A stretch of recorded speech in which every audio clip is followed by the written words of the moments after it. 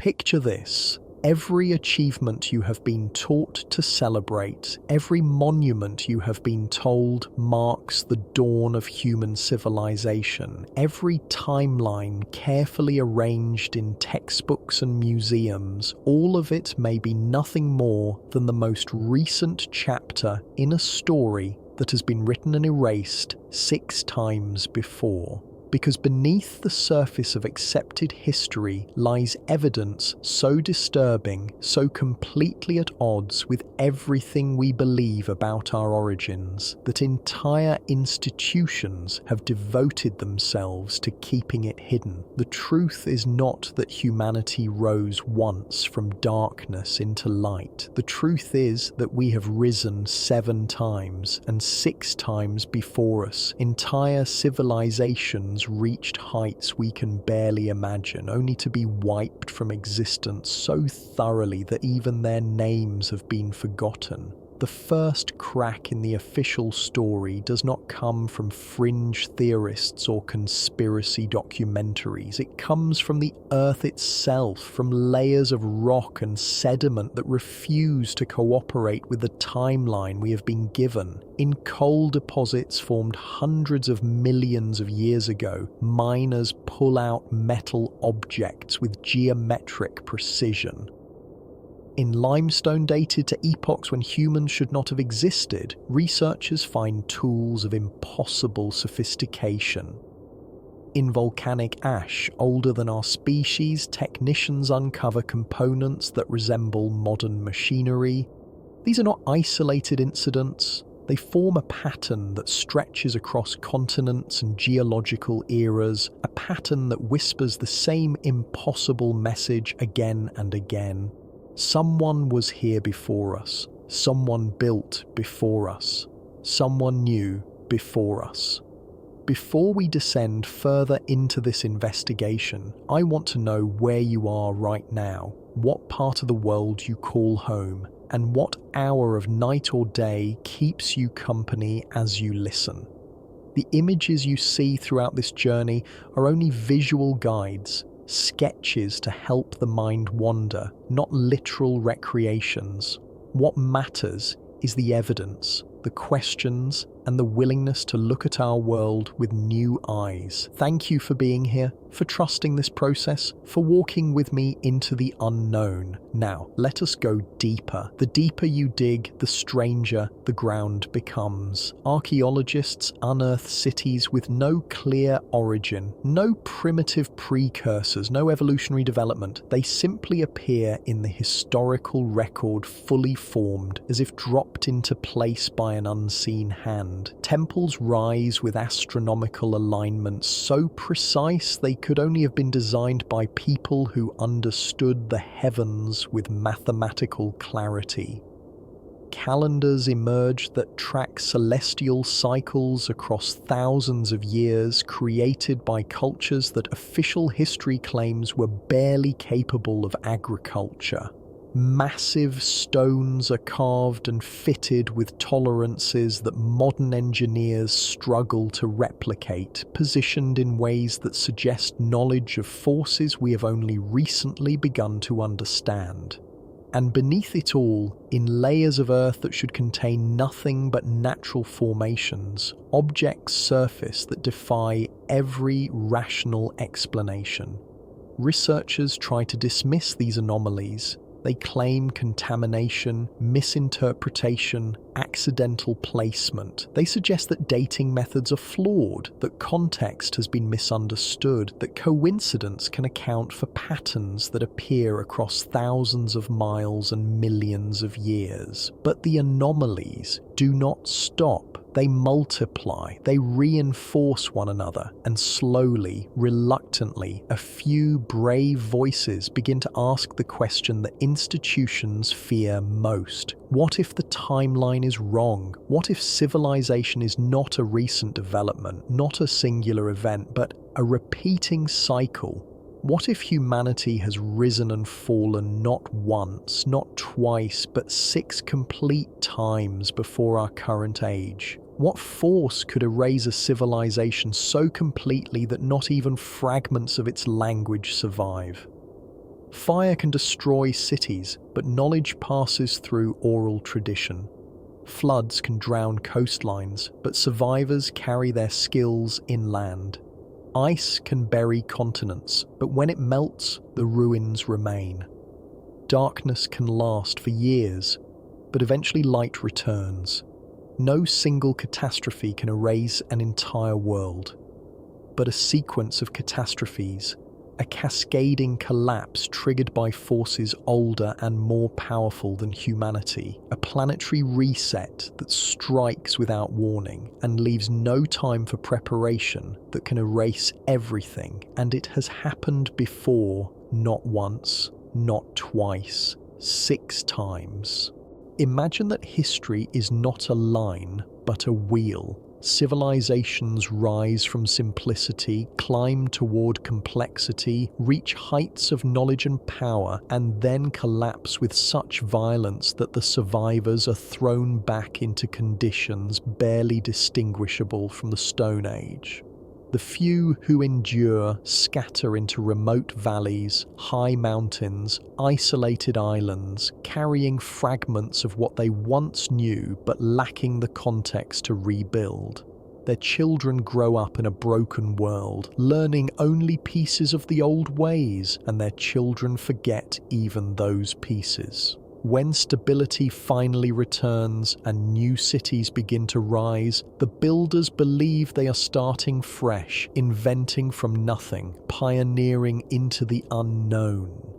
They have no idea they are standing on the ruins of worlds that came before, that the knowledge they think they are discovering was once common understanding in an age whose very existence has been erased from memory. Suddenly the myths make sense. The flood stories that appear in every culture, the tales of fire raining from the sky, the legends of wandering survivors who arrive in new lands carrying skills that seem too advanced for their circumstances. The gods who teach humanity arts it should not yet possess. These are not fantasies. They are memories. Trauma memories passed down through generations, distorted by time and translation, but preserving a core of truth. The stories are trying to tell us something. They are trying to warn us. They are the only record that survived the collapse, encoded in myth because no written language, no carved stone, no physical archive could endure the forces that destroyed everything else.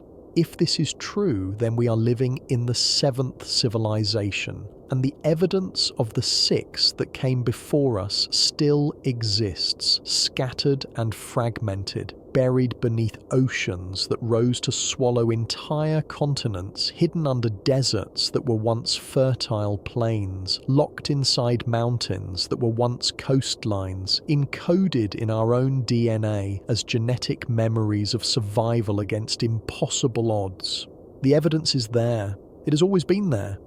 But for reasons that will become clear as this investigation unfolds, there are forces that do not want this evidence to be seen. Forces that have spent generations ensuring that the true timeline remains hidden, that the anomalies are dismissed, that the pattern stays invisible. Because the moment humanity understands that 6 civilizations rose and fell before ours, the next question becomes unavoidable. Why did they fall? What destroyed them? And is the same force gathering strength around us now? The deeper we travel into the buried layers of our world, the more we encounter something that should not be possible. Not mythological speculation, not symbolic storytelling, but hard physical evidence that contradicts every assumption about the limits of ancient technology. When stone is split open and metal is revealed inside, when sediment is cleared away and machined surfaces emerge, when geological layers millions of years old yield objects that resemble tools, components, even devices, the comfortable narrative of linear human progress begins to unravel. These discoveries are not theoretical. They are tangible, documented, and in many cases held in private collections or locked away in institutional archives where they can no longer disturb the accepted story. Every scientific discipline begins with observations that do not fit. Most of these anomalies are eventually explained, absorbed into the larger framework of understanding, but some resist explanation. Some sit like stones in the smooth current of consensus, immovable and undeniable. These are the out-of-place artifacts, the objects that appear in contexts where they should not exist, buried in strata far older than any known human culture, displaying levels of precision and complexity that official timelines cannot accommodate. They are small at first glance, fragments of metal, carved stones, geometric shapes, but each one carries the same quiet implication. Someone before us possessed knowledge we assume belongs only to the modern era. Consider the metallic objects discovered sealed inside coal seams. Coal forms over millions of years from compressed plant matter, layer upon layer of organic material, subjected to immense pressure deep beneath the earth. The process is slow, gradual, and leaves a clear geological signature. Yet within these ancient deposits, miners have repeatedly found objects that do not belong. Metal cubes with flat, machined surfaces, gears with precisely cut teeth, screws with uniform threading, chains with interlocking links. These objects are not natural. No known geological process creates perfect right angles, no natural force machines metal into symmetrical shapes, and no random compression forms interlocking mechanisms. These objects were made. But they were made and buried millions of years before humans are supposed to have existed. Then there are the tools encased in solid rock. Hammers with iron heads of unusual purity embedded in Cretaceous limestone that formed over 100 million years ago. The metal composition does not match any known ancient smelting technique. The purity is too high, the crystalline structure too uniform. Modern metallurgists examine these objects and find themselves unable to explain how such iron could have been produced without advanced refining processes. Yet there the hammer sits, half embedded in stone that predates humanity by unimaginable spans of time. In other locations, brass cups have been found inside geodes, geological formations that take millions of years to develop. The cups are manufactured, shaped with intention, and sealed inside rock that should have formed long before any intelligent life walked the earth. Even stranger are the objects that resemble modern components. In coal mines across Europe and North America, workers have recovered items that look disturbingly like spark plugs, encased in rock and coal that date back hundreds of thousands of years or more. The outer casings show signs of corrosion consistent with extreme age, but the internal structures, the threading, the spacing, the design, all of it suggests a level of engineering sophistication that should not exist outside the last century. These objects are dismissed by mainstream institutions as hoaxes or contamination, but the dismissals grow less convincing when the objects are found repeatedly in different locations by different people across different decades. The pattern that emerges from these discoveries is undeniable. Across continents and across geological epochs, artifacts surface that do not fit. They appear in coal, in limestone, in volcanic ash, in sedimentary layers that formed long before the official dawn of civilization. Some are simple, carved stones or shaped metals. Others are complex, gears and mechanisms and components that suggest an understanding of engineering principles. And the more these objects are studied, the more difficult they become to explain away. The metallurgy is advanced, the precision is exact, the contexts are geologically sound. These are not errors, they are evidence. Mainstream science offers 3 responses to these anomalies. The first is contamination. Perhaps the objects fell into existing cracks in the rock, or were introduced by later mining activity, or became embedded through some unknown natural process. But this explanation falters when the surrounding matrix shows no signs of disturbance, when the rock has been tested and confirmed to be solid and unbroken, when the objects are found in contexts where contamination is geologically impossible. The second response is hoax. Perhaps the objects were planted by pranksters, or fabricated by attention seekers, or created as deliberate deceptions. But this explanation also fails when the objects are discovered by credible witnesses, documented by professional geologists, and analysed by independent laboratories that confirm their age and composition. The third response is silence. Institutions acknowledge the discovery, file a report, and then quietly shelve the object in a storage room where it will never be displayed, never be studied, and never threaten the accepted timeline.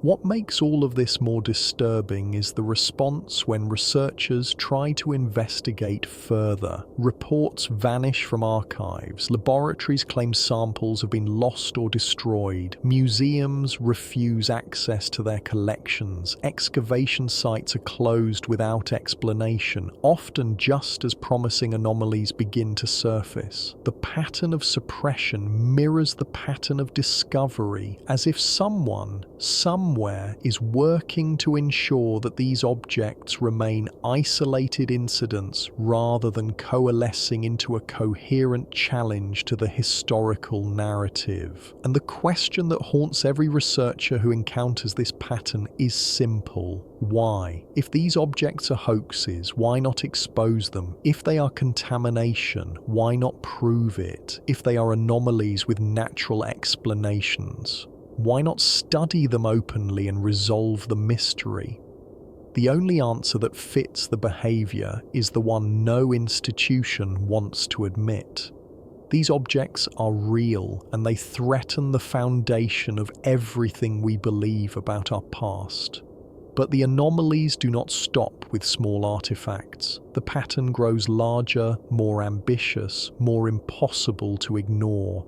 Beneath the oceans, sonar reveals structures that should not be there. Massive stone blocks arranged in grids, terraces carved with geometric precision, walls and platforms and staircases descending into darkness. These are not natural formations. Nature does not carve right angles across mile-wide expanses. Nature does not create harbour installations aligned to celestial markers. Nature does not build cities. Yet that is exactly what lies beneath the waves, waiting in the deep, hidden from casual view but undeniable to anyone who looks closely enough.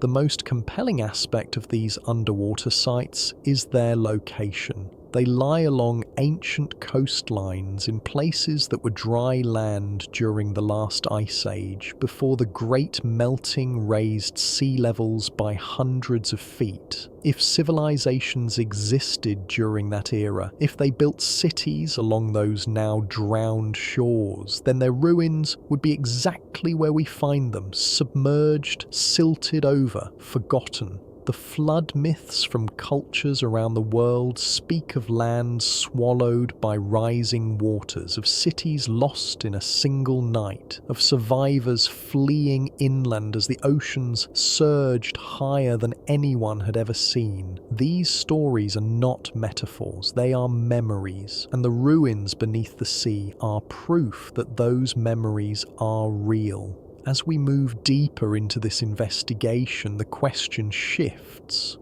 It is no longer whether ancient civilizations possessed advanced knowledge.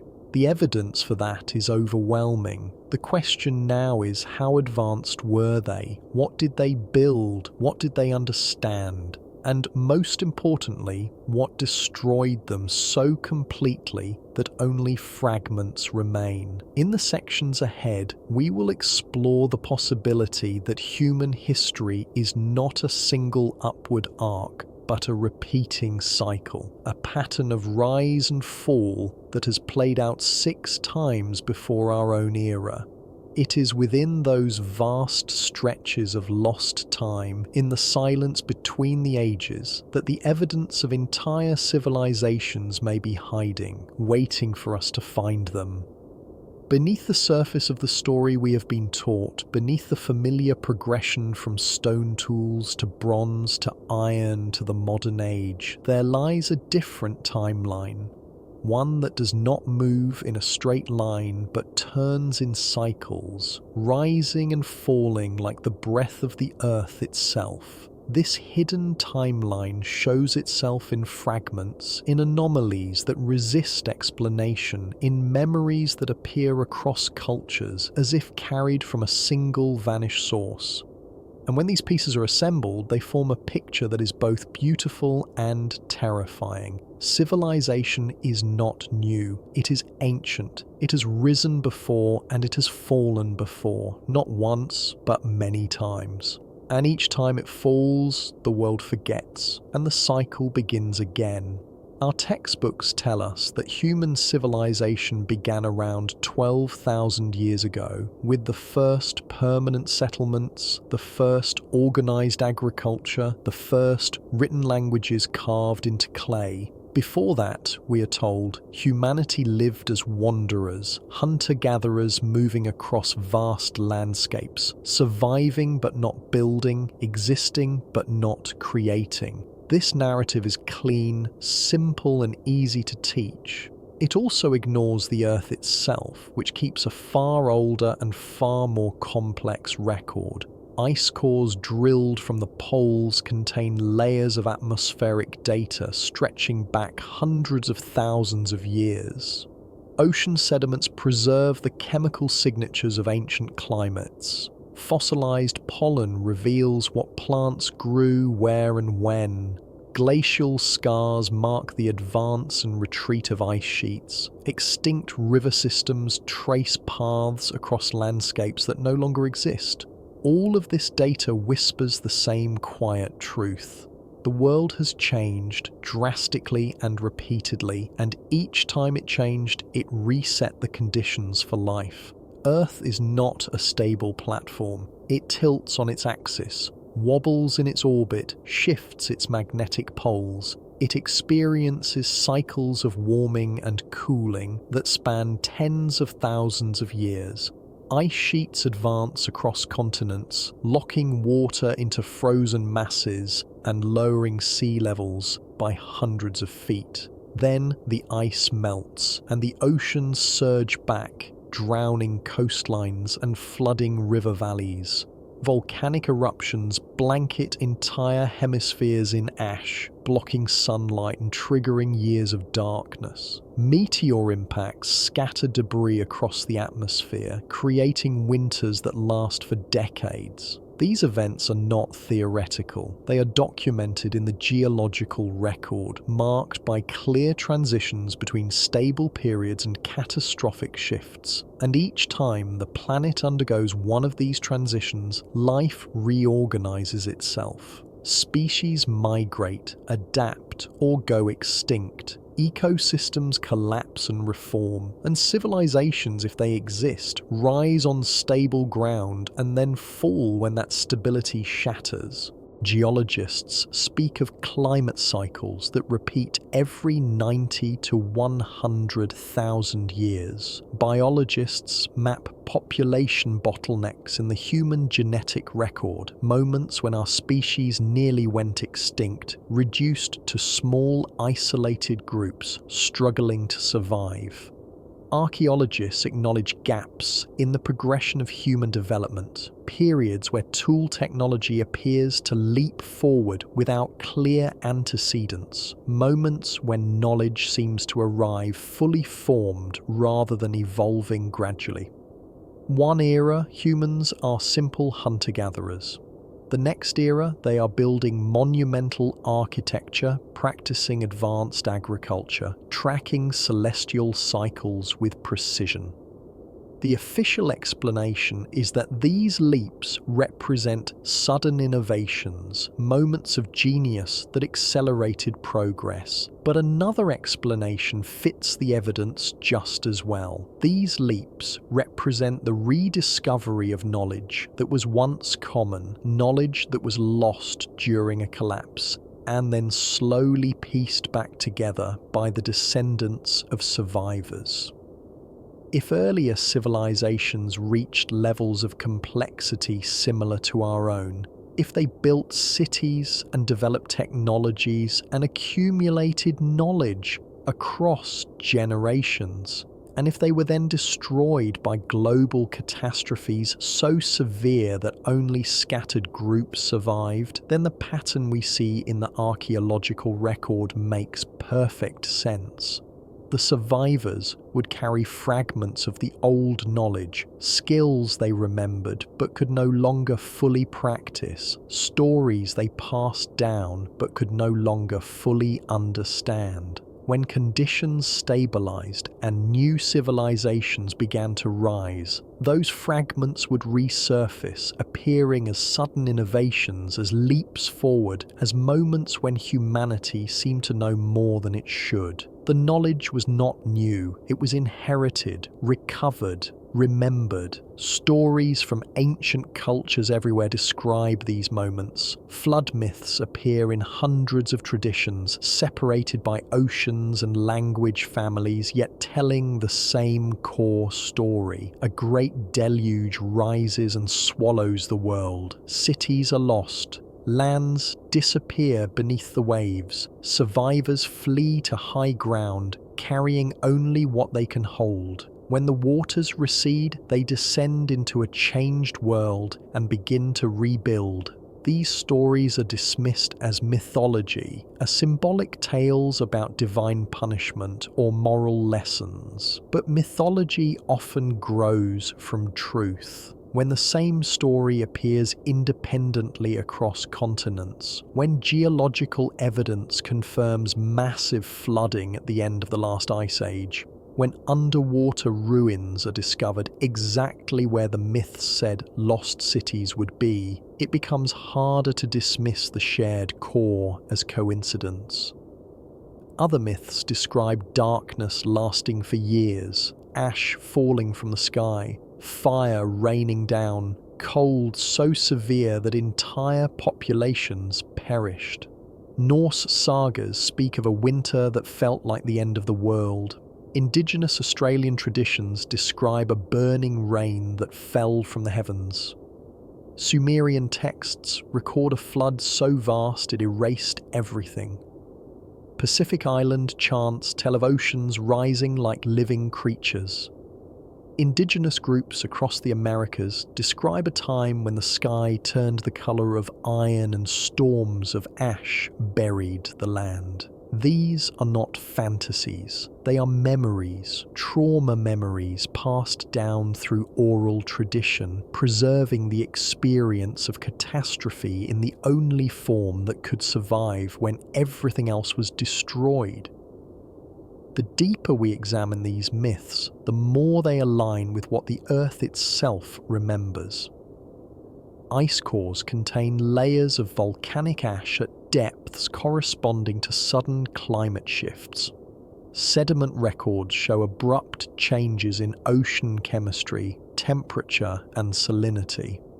Pollen records reveal ecosystems collapsing and reforming within the span of a few human generations. The evidence is there, locked in stone and ice and the genetic code of species that survived. the planet has undergone catastrophic shifts, not once but repeatedly, and each time it shifted, civilizations that existed during the stable period would have been erased, their cities drowned, their fields buried, their populations scattered, their knowledge fragmented and nearly lost.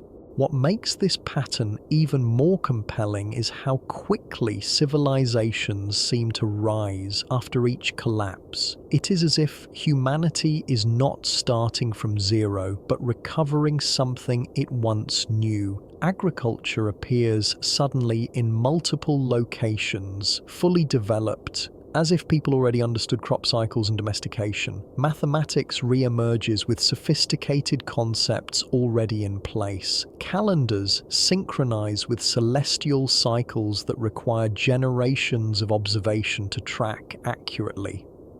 Stonework returns with a level of precision that astonishes modern engineers. It is as though the survivors carried blueprints in their minds, faint memories of what their ancestors built, and when conditions allowed, they began to reconstruct what had been lost. The idea of repeating civilizations is uncomfortable.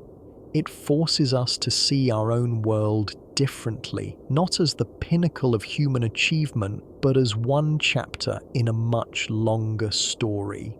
It suggests that the technologies we celebrate, the cities we build, the systems we depend on may not be unprecedented, but may instead be echoes of accomplishments long buried.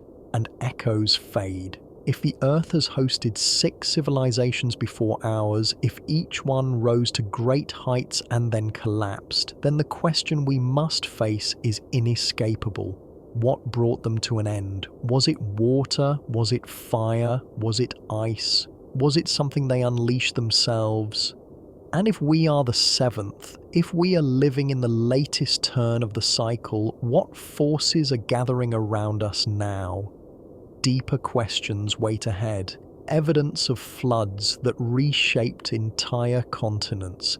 Ash layers from eruptions that blotted out the sun for years, sudden freezes that turned fertile lands into glacial wastelands, impact events that scattered debris across hemispheres, and throughout all of it, the recurring memory of something that came before, a world that rose higher than ours and fell harder than we can imagine. The ground beneath our feet is not silent, it is speaking, and if we are willing to listen, it will tell us the truth about where we came from and where we may be going. Across every continent, in every surviving ancient tradition, there is a memory that refuses to fade. It is the memory of a time when the world changed without warning. When the familiar became unrecognizable, when the sky darkened, the oceans rose, and everything humanity had built was swept away in an instant. These stories should not be identical. They come from cultures separated by vast distances,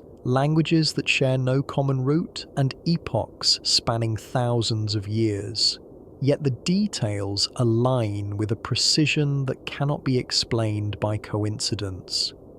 In the highlands of South America, oral traditions speak of a season when darkness fell so completely that people could not see their own hands. In the deserts of Australia, the oldest stories describe a rain of fire that fell from the heavens and burned the land. In ancient Mesopotamia, clay tablets record a flood so massive it erased entire cities. In the islands of the Pacific, chants passed down through generations tell of oceans rising higher than any ancestor had ever witnessed. In the frozen north, sagas describe a winter that lasted for years, a cold so deep it felt like the death of the world itself.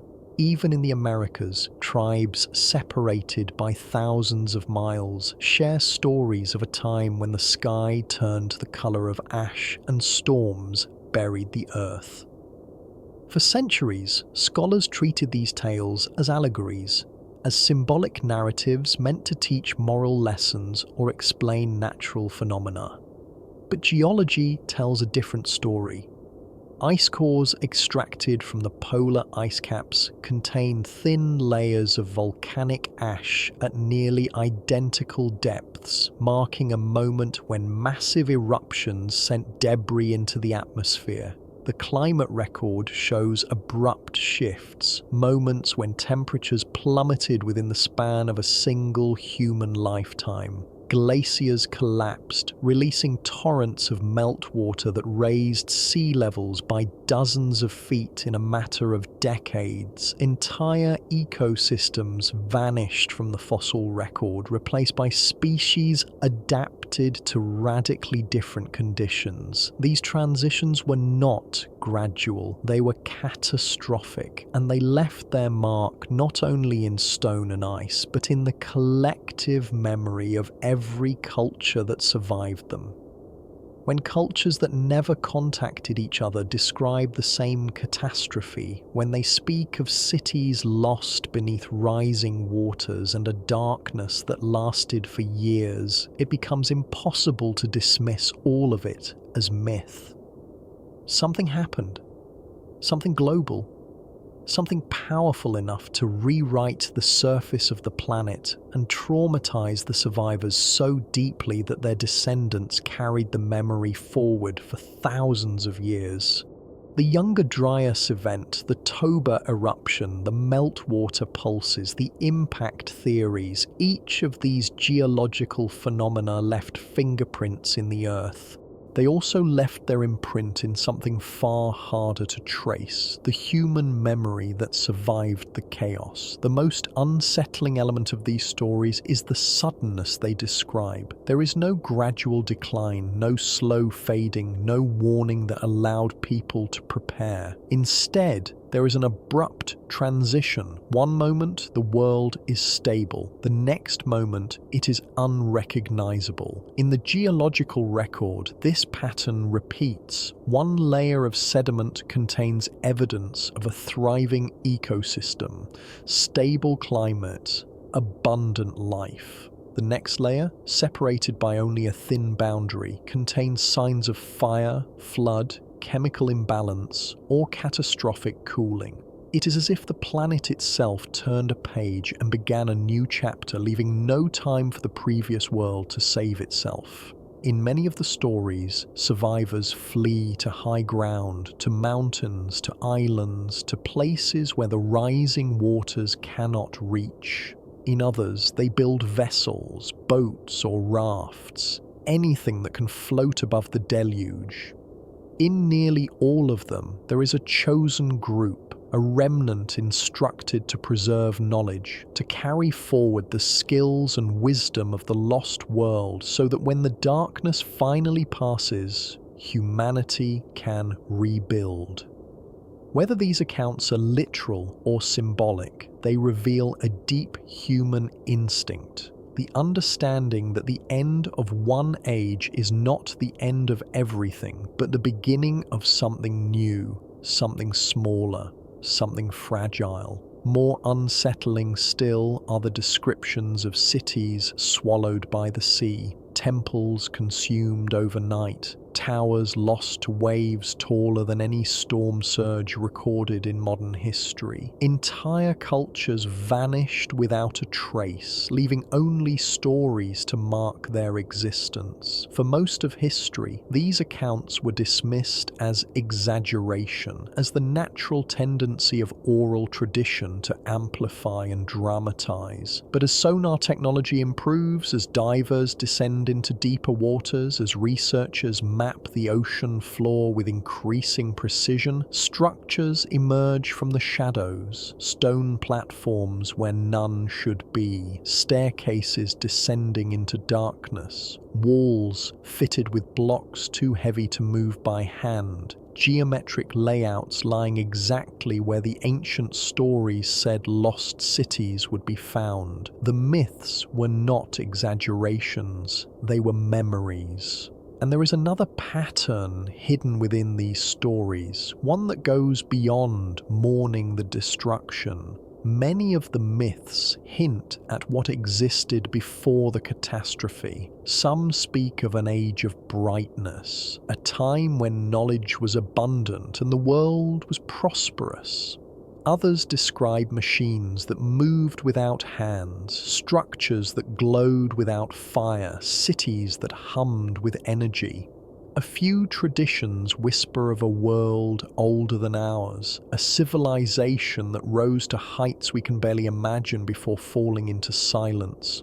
These are not details added for dramatic effect. They are fragments of memory, pieces of a story so old that only the core remains intact. A flood that reshaped the world, a darkness that lasted years, and the belief held across cultures and continents that something extraordinary existed before it all ended. If humanity had experienced such events once, the stories might be dismissed as singular myths, unique to a particular culture or region. But when the same core narrative appears in hundreds of traditions, when geological evidence confirms catastrophic flooding at the end of the last ice age, when ash layers mark the timeline of massive eruptions, when climate data shows abrupt shifts that align with the darkness and cold described in the myths, the stories begin to look less like imagination and more like warnings. Warnings written in the only language that could survive the collapse, passed from mouth to mouth, generation to generation, encoded in ritual and song and sacred text so that future ages might understand what happened and prepare for when it happens again. Ahead lies a deeper question.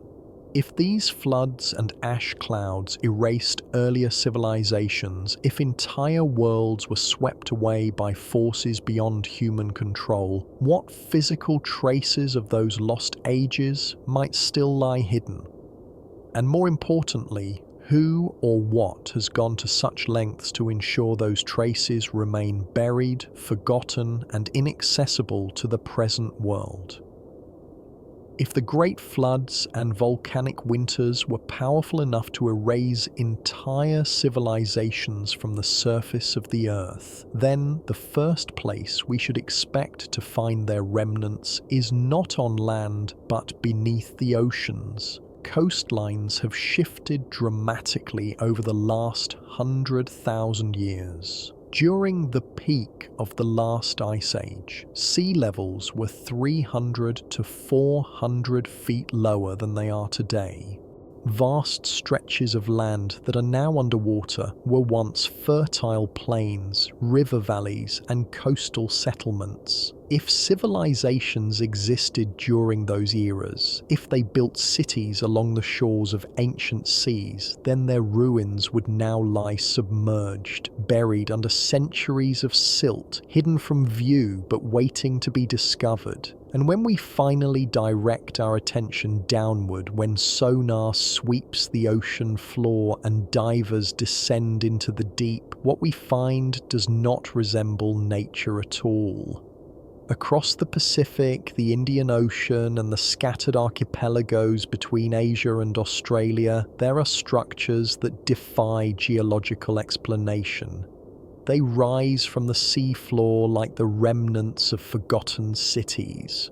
Terraces carved with straight edges, stone blocks fitted so precisely that no gap exists between them, staircases that descend deeper and deeper into darkness, flat plazas that stretch wider than modern city blocks. All of it resting in locations that were once dry land during the last glacial period before the ice melted and the seas rose to their current levels. One of the most striking examples lies off the coast of Japan, near Yonaguni Island. At first glance, the structure appears to be a natural sandstone formation, eroded by currents and shaped by geological forces. But when divers trace its angles, when they measure its dimensions, when they examine its features up close, something else becomes undeniable. Nature does not carve symmetrical terraces rising in measured increments. Nature does not create parallel steps with uniform heights. Nature does not produce pyramid-shaped platforms aligned perfectly to the cardinal directions. The deeper divers explore, the more the structure reveals itself as architecture. Wide boulevards run along its base, drainage channels cut through solid rock with precise angles. Massive retaining walls hold back sections of the formation. These are not random geological features. They are the work of planning, engineering, intention. Across the Indian Ocean, another site casts an even longer shadow. Dwarka, the sunken city described in ancient Sanskrit texts, was dismissed for generations as pure legend, a mythological place invented by poets and priests. Yet when sonar teams scanned the waters near the coast of Gujarat in India, they discovered a grid of walls and foundations, some measuring 5 meters wide. Carved stone columns lie toppled across the seabed, half buried in silt. Sculpted artifacts rest among the ruins, their shapes unmistakable even after millennia underwater. And most striking of all, the geometry of the city matches the descriptions written thousands of years ago.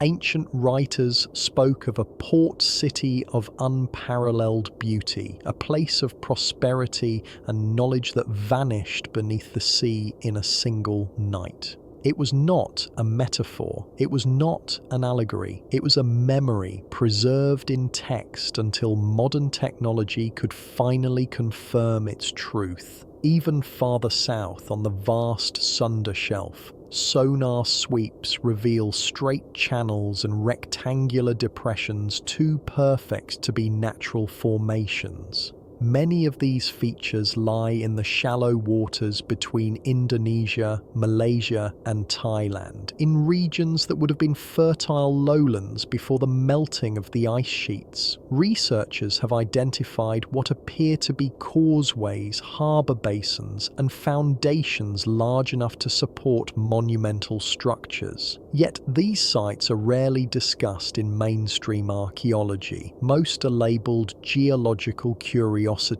dismissed without thorough investigation, or simply ignored entirely. The pattern does not end there. Off the coast of Cuba, deep sea scanners have detected massive stone blocks arranged in patterns that resemble city streets, complete with intersections and geometric layouts. Near the Bahamas, the so-called Bimini Road remains a subject of heated debate. Its stones are too uniform, too deliberately placed, too consistent in shape and size to be explained by natural erosion alone. And along continental shelves around the world, fishermen occasionally pull up carved stone fragments in their nets. Lonely remnants of structures long since drowned. Pieces of a puzzle that no one is assembling. What makes all of this more compelling is how closely the locations match the flood stories from dozens of cultures. Indigenous Australians speak of coastal lands that were swallowed by rising seas, of ancestors who fled inland as the waters advanced. Polynesian navigators recount entire island chains that vanished beneath the waves, places that once connected distant communities but now exist only in memory. Indigenous groups of Southeast Asia tell of journeys away from the coast, of migrations forced by oceans that rose higher than any ancestor had seen. These stories are not metaphoric inventions, they are historical memories stretched across thousands of years, passed down through oral tradition because no other records survived. But the most intriguing question is not how these cities were built, it is why they were forgotten. If such places existed, if they represented real cultures with real engineering capabilities, why did every trace of them vanish with such completeness? A city can flood, But knowledge does not disappear so easily. Skills pass from generation to generation. Languages evolve but persist. Cultural traditions adapt and survive, unless something more powerful than rising water erased it all. Unless something targeted not just the physical structures, but the entire network of culture, language, and continuity. Unless humanity was forced to begin again from the ashes, stripped of memory, scattered across unfamiliar lands, reduced to survival mode with no time or resources to preserve what had been lost. Another unsettling pattern emerges when examining how modern nations respond to these sites. Regions with the most promising underwater ruins often become unexpectedly restricted. Diving zones close without clear justification. Research permits go unanswered for years. Sonar data disappears behind government walls. The official explanations vary. Environmental protection, maritime safety, military oversight, cultural preservation. But the effect is always the same. The deeper a site appears to challenge the accepted historical timeline, the less accessible it becomes. Researchers who attempt to investigate find themselves blocked by bureaucratic barriers, denied funding, or quietly discouraged from continuing their work. These drowned kingdoms do not merely hint at lost civilizations, they challenge the foundation of the timeline itself. If these cities existed before the last great floods, if they were built during a period when sea levels were hundreds of feet lower, if they were constructed by cultures that understood engineering, astronomy, and urban planning, then human civilization is not 12,000 years old. It is far older. It is staggered across multiple rises and collapses, each cycle leaving behind traces that the next age struggles to interpret. The cities beneath the waves are not anomalies. They are evidence that we are not the first to build, not the first to organize, not the first to reach for knowledge and complexity. We are simply the latest. And yet there is another layer to this mystery. Not everything lost to the sea stayed lost. Some traces of these ancient cultures did not disappear into the abyss. They survived, not in stone or metal, but in the bodies of the descendants who escaped the floods. Which leads us to the next question, one that ventures not into the ocean, but into the very cells of the human body, into the genetic code that carries memories older than any written language. Long before archaeology uncovered foundations beneath the oceans, long before sonar traced forgotten coastlines across the continental shelves, the most enduring evidence of earlier civilizations was already present.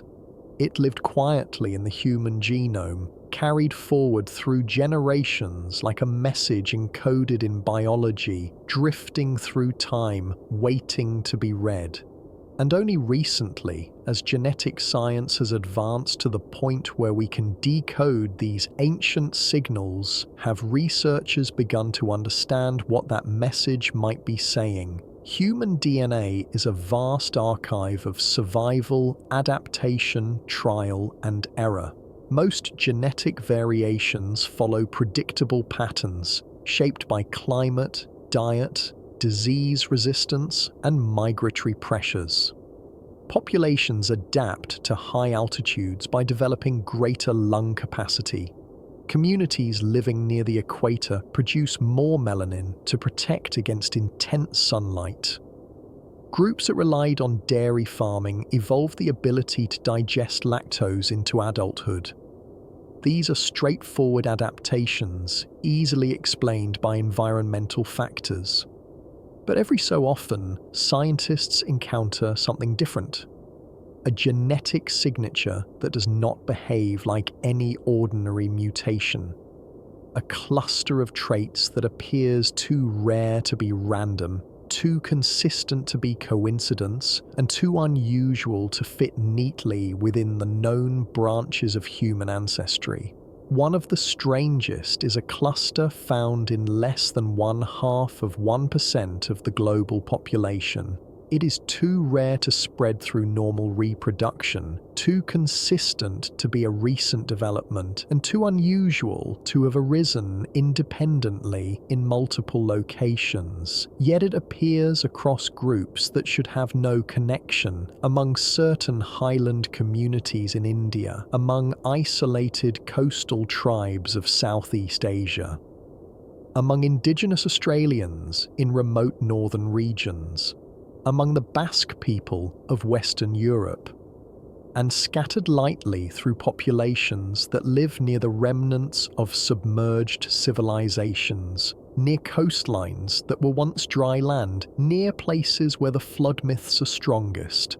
These groups share no recent history. They speak different languages. They follow different cultural traditions. They have no clear migratory link, no obvious ancestral connection, yet the same genetic markers appear in all of them, as if inherited from a shared source so ancient that its origin has been lost to time. The traits themselves are extraordinary. Enhanced resistance to hypoxia, the ability to function with reduced oxygen levels as if adapted for environments where breathing was difficult, unusual endurance under physical strain, a metabolic efficiency that allows sustained effort with minimal resources.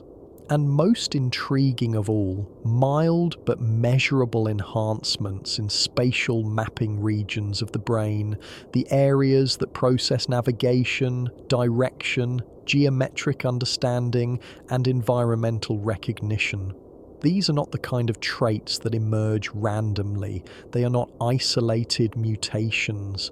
They appear together, bundled as if inherited as a package, as if selected for by conditions that required all of them simultaneously. What makes this even stranger is the neurological component. Brain imaging studies conducted on individuals who carry this rare cluster show heightened activity in areas associated with memory encoding and pattern detection. Not memory in the sense of recalling personal events, but memory in the sense of inherited instincts. The ability to orient oneself in unfamiliar landscapes, to follow astronomical cues, to track seasonal changes with unusual accuracy, to recognize patterns in the environment that others miss. These abilities do not guarantee intelligence. They do not make someone smarter in the conventional sense. They are closer to a quiet intuition, an internal compass that points not north or south, but towards something older, something encoded in the biology itself. Some anthropologists have suggested that these traits emerged from ancient populations living in high-altitude environments, where lower oxygen levels would favor hypoxia resistance. Others propose that they arose from interbreeding with now extinct hominin groups, archaic humans who possessed different adaptations. But these explanations falter when examined closely.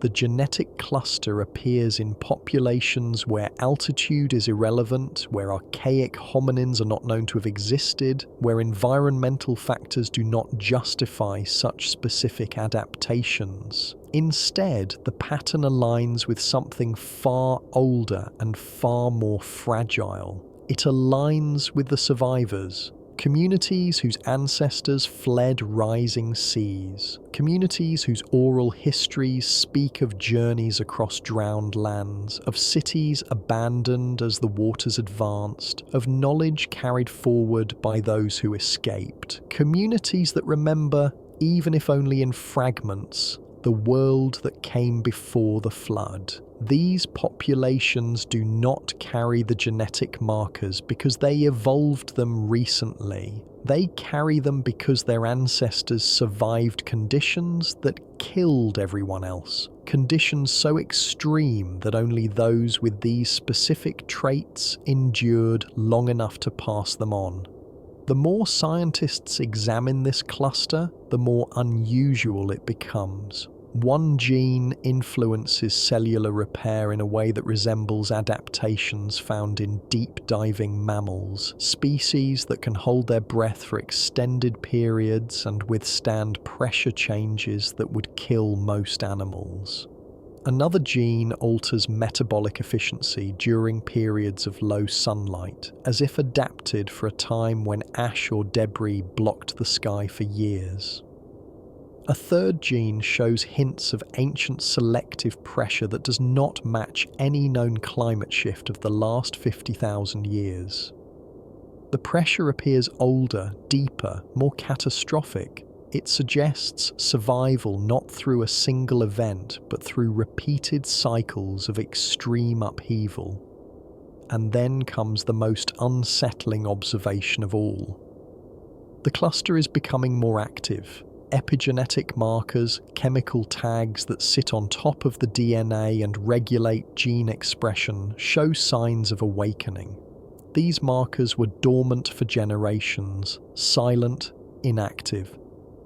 But in recent decades, they have begun to activate, as if environmental conditions are beginning to resemble the conditions that originally shaped them. Rising carbon dioxide levels, shifting magnetic fields, changing climate rhythms, increasing atmospheric instability. It is almost as though the genome remembers something the conscious mind does not, a warning engraved in biology, a preparation for a pattern that is returning. If earlier civilizations rose and fell, if the world reset itself again and again through floods, fires, ash and ice, then it makes sense that only the smallest groups of humans survived each collapse. Those who escaped were forced to adapt quickly to endure conditions that would have killed most people. Over tens of thousands of years, the majority of these survival markers faded, diluted by interbreeding with populations that never faced such extremes. But a few markers survived, hidden deep within the genetic code, passed quietly from parent to child, waiting for the world to resemble the world that came before. This does not prove that ancient civilizations were technologically advanced, but it proves something just as important. It proves that humans today are not starting from zero. We carry echoes of ancient worlds in our bones, in our blood, in our cells, in our instincts. The flood myths are not just stories. The legends of lost cities are not just fantasies. The strange architectural alignments, the drowned ruins, the out-of-place artifacts, they are all pieces of a single narrative. A narrative so old it rewrote itself into the genome of the people who lived through it. And now that we can read this code for the first time in history, the question is not whether earlier civilizations existed. The question is what they were capable of building, what knowledge they possessed, and why so many of their creations were erased so completely that only fragments remain. The ground beneath our feet holds clues, not just scattered debris or submerged foundations, but structures so large and so precise they seem impossible for ancient cultures to create. Yet they stand, silent and immovable, pointing toward a past we no longer understand. Ahead lies the investigation of those giants in stone, the great structures that should not exist, the monuments that whisper of knowledge inherited rather than invented. For generations, the great monuments of the ancient world have been celebrated as triumphs of early human civilization. The pyramids of Egypt, the megaliths of Peru, the vast geometric complexes of Mexico, the buried pyramid fields of China, the Cyclopean walls scattered across Europe and Asia, all of them studied, admired, photographed, and continually reinterpreted. Yet the more carefully we examine these structures, the less they resemble the work of cultures rising from simplicity. Instead, they look like the last surviving remnants of knowledge that did not begin with those civilizations, but ended with them. What makes these structures so perplexing is not simply their size. Humanity has always been capable of ambition, of organizing labor, of moving massive stones through sheer determination. What defies explanation is the precision. Stone blocks weighing dozens or even hundreds of tons are cut with tolerances that modern engineers struggle to reproduce. Faces align with astronomical markers down to fractions of a degree. Angles match celestial cycles that were supposedly unknown at the time of construction. Internal passages encode mathematical ratios that appear again and again across unrelated cultures. And the deeper we excavate the foundations of these monuments, the older the underlying layers appear to be. Nowhere is this more evident than at the Giza Plateau in Egypt. Beneath the familiar limestone casing of the Great Pyramid lies a core far stranger and far older than the surface suggests. The alignment to true north is so precise that modern instruments can barely detect the error. The ratio of the pyramid's dimensions encodes the value of pi, a mathematical constant that should not have been known with such accuracy. The geometry of its internal passages reflects astronomical alignments that track the precession of the equinoxes, a cycle lasting 26,000 years.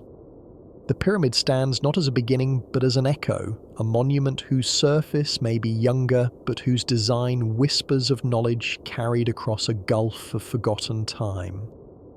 In South America, the story repeats. At Sacsayhuaman, high in the Andes, above Cusco, massive stone walls interlock like pieces of a three-dimensional puzzle. No mortar holds them together. No gaps exist between the blocks.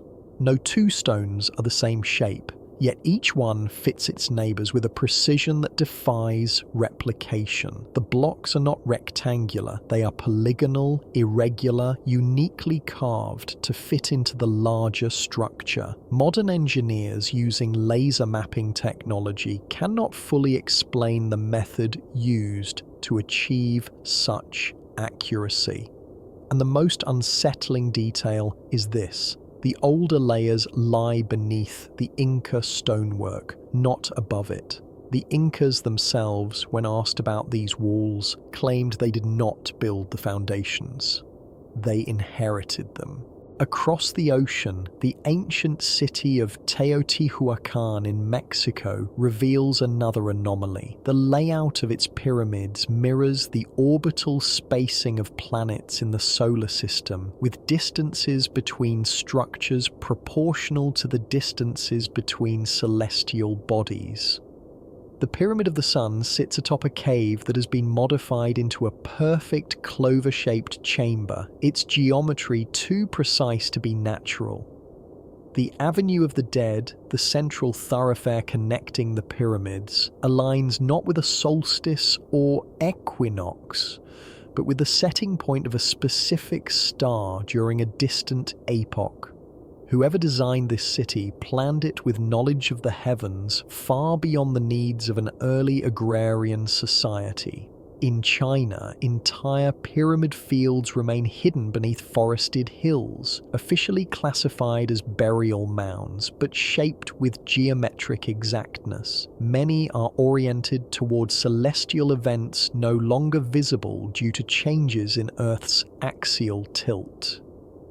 Beneath several of these mounds, ground-penetrating radar reveals chambers constructed of stone blocks cut with the same precision seen in megalithic sites across the world. The Chinese government restricts access to most of these sites, claiming cultural preservation, but the restrictions only deepen the mystery. The similarities across these monuments are not superficial. They are structural, foundational, intrinsic. Regardless of location, era, or culture, the oldest layers of the greatest monuments share the same characteristics: enormous stones, interlocking joints, astronomical alignments, mathematical encoding, an architectural style that feels learned rather than invented. It is as though every culture that rose after a great collapse found fragments of something older and used those fragments as templates. They rebuilt what they could remember. They imitated what they no longer fully understood. And what they created became the monuments that have puzzled researchers for centuries.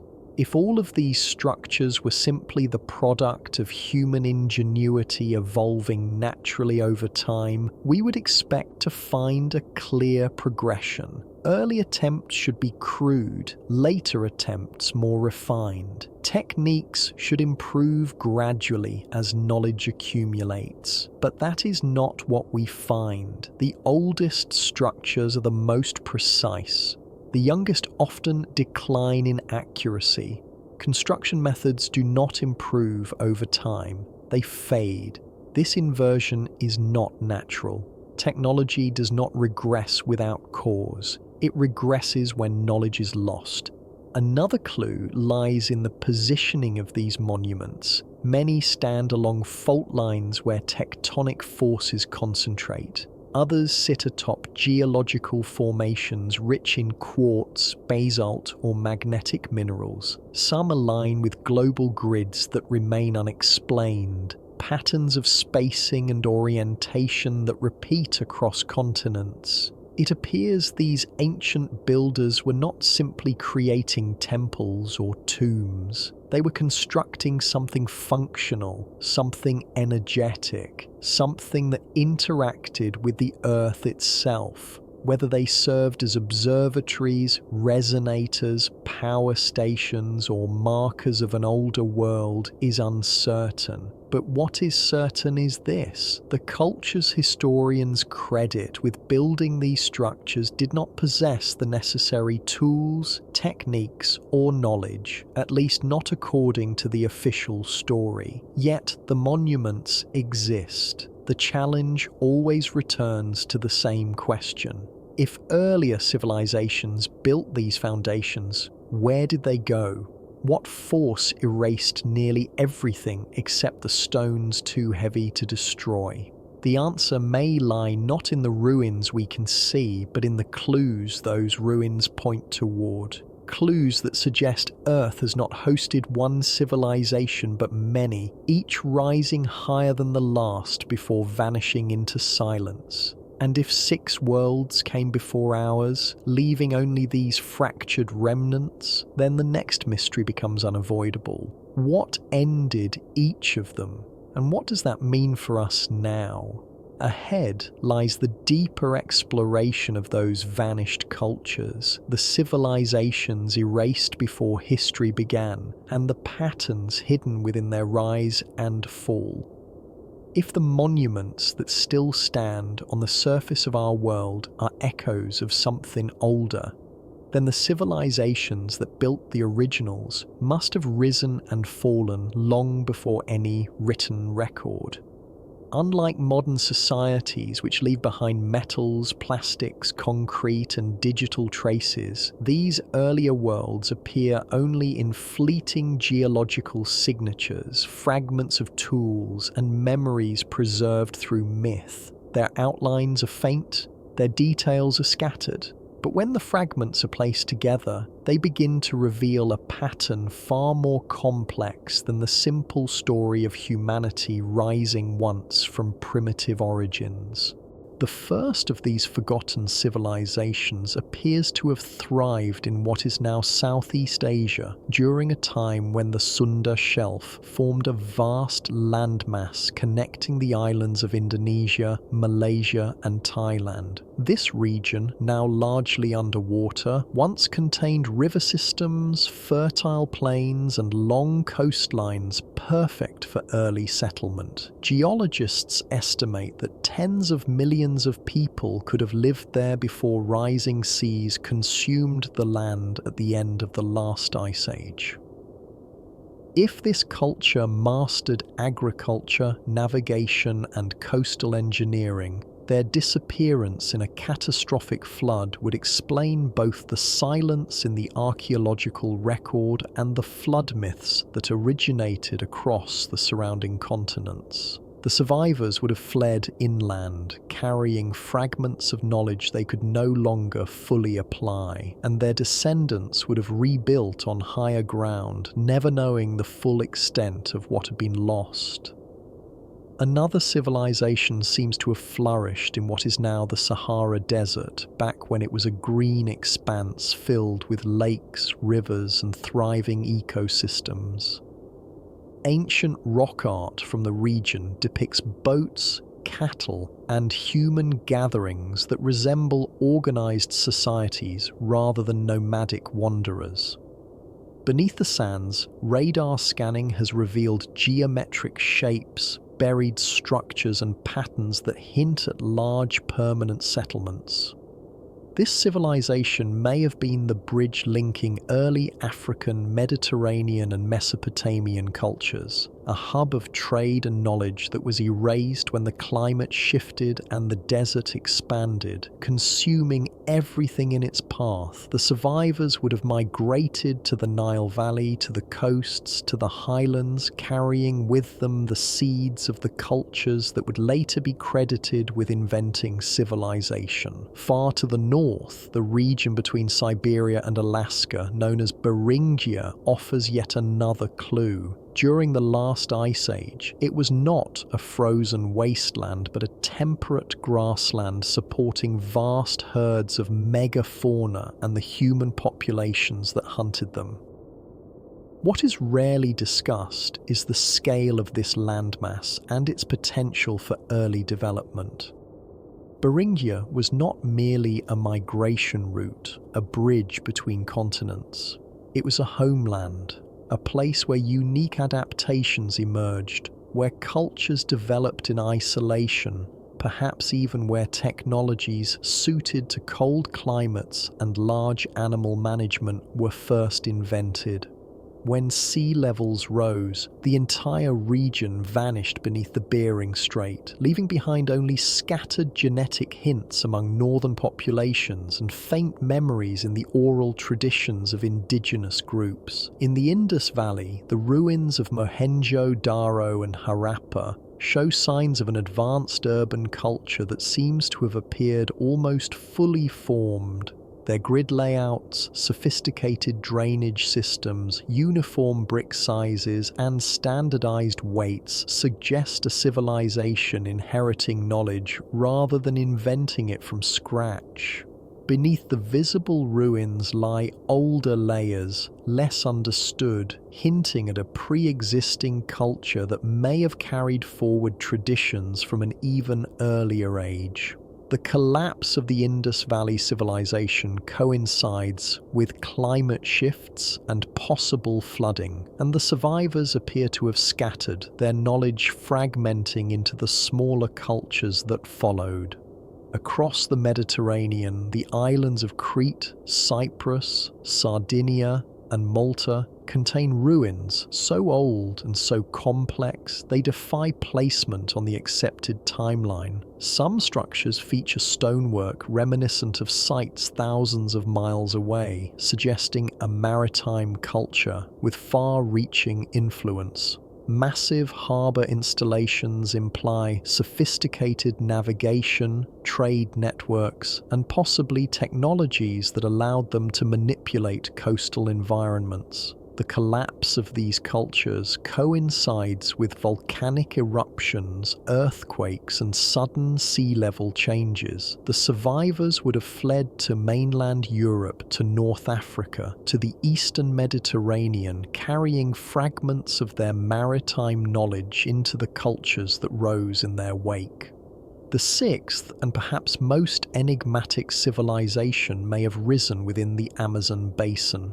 Beneath the dense jungle canopy, LiDAR scans reveal sprawling networks of roads, mounds, canals, and geometric earthworks extending for hundreds of miles. The scale suggests not small villages, but a coordinated society capable of landscape engineering on a vast scale. If their knowledge revolved around biological systems, agriculture, or environmental harmony rather than stone monuments, their collapse may be tied to climate shifts, disease, or drought. The jungle swallowed their accomplishments, leaving behind only the geometric patterns visible from above and the oral traditions of indigenous groups who speak of ancestors who built great things before the forest claimed them. What connects all six civilizations is not simply their disappearance, but the abruptness of their endings. They do not fade slowly from history. They vanish in geological instants. Floods drown coastlines. Volcanic winters block the sun. Sudden freezes turn fertile lands into glacial wastelands. Mega droughts empty river systems, cosmic impacts scatter debris across the atmosphere. The precise cause varies, but the timing remains eerily consistent with Earth's natural cycles. Periods of stability lasting thousands of years end in moments of chaos that erase nearly everything. In each cycle, the survivors scatter. They carry fragments of knowledge with them, pieces of language, scraps of memory, skills they half remember. They rebuild what they can, they imitate what they lost, and eventually a new civilization rises in the ashes of the old, never realizing it is only the next chapter in a much older story. If this interpretation is correct, then we are not the first to stand at the height of development. We are merely the latest. 6 times the world has climbed toward complexity. 6 times it has been forced to begin again. And now, as modern humanity stands on the edge of unprecedented global change, the question grows increasingly difficult to ignore. What ended those worlds? And why does the pattern appear to be returning? Because if Earth truly operates on a cycle of rise and fall, then our own position in that cycle becomes the most important mystery of all. Ahead lies the investigation of forces that may have erased those ancient civilizations, forces capable of sweeping away entire ages and leaving behind only faint traces for us to discover thousands of years later. As the outlines of earlier civilizations grow sharper, as the evidence accumulates, as the pattern becomes undeniable, another layer reveals itself, one that has nothing to do with geology or archaeology and everything to do with human behavior. It shows itself in the way discoveries vanish, in the way institutions respond to anomalies, and in the way certain pieces of evidence are quietly removed from public reach. For every artifact uncovered in stone or sediment, for every underwater ruin mapped by sonar, for every genetic marker decoded in the lab, there seems to be an equal and opposite effort to obscure it, to dismiss it, to bury it again. Researchers who study forbidden timelines speak of a phenomenon they call the disappearing trail. A diver maps a submerged structure and prepares to publish the findings, but the images are confiscated before they can reach the public. A university team announces the discovery of a site that predates known civilization, and within weeks funding is cut, access is restricted, and the story is quietly reframed as a misinterpretation. Museum archives contain artifacts that were once displayed openly but now sit in unmarked storage rooms without catalogue numbers or provenance records.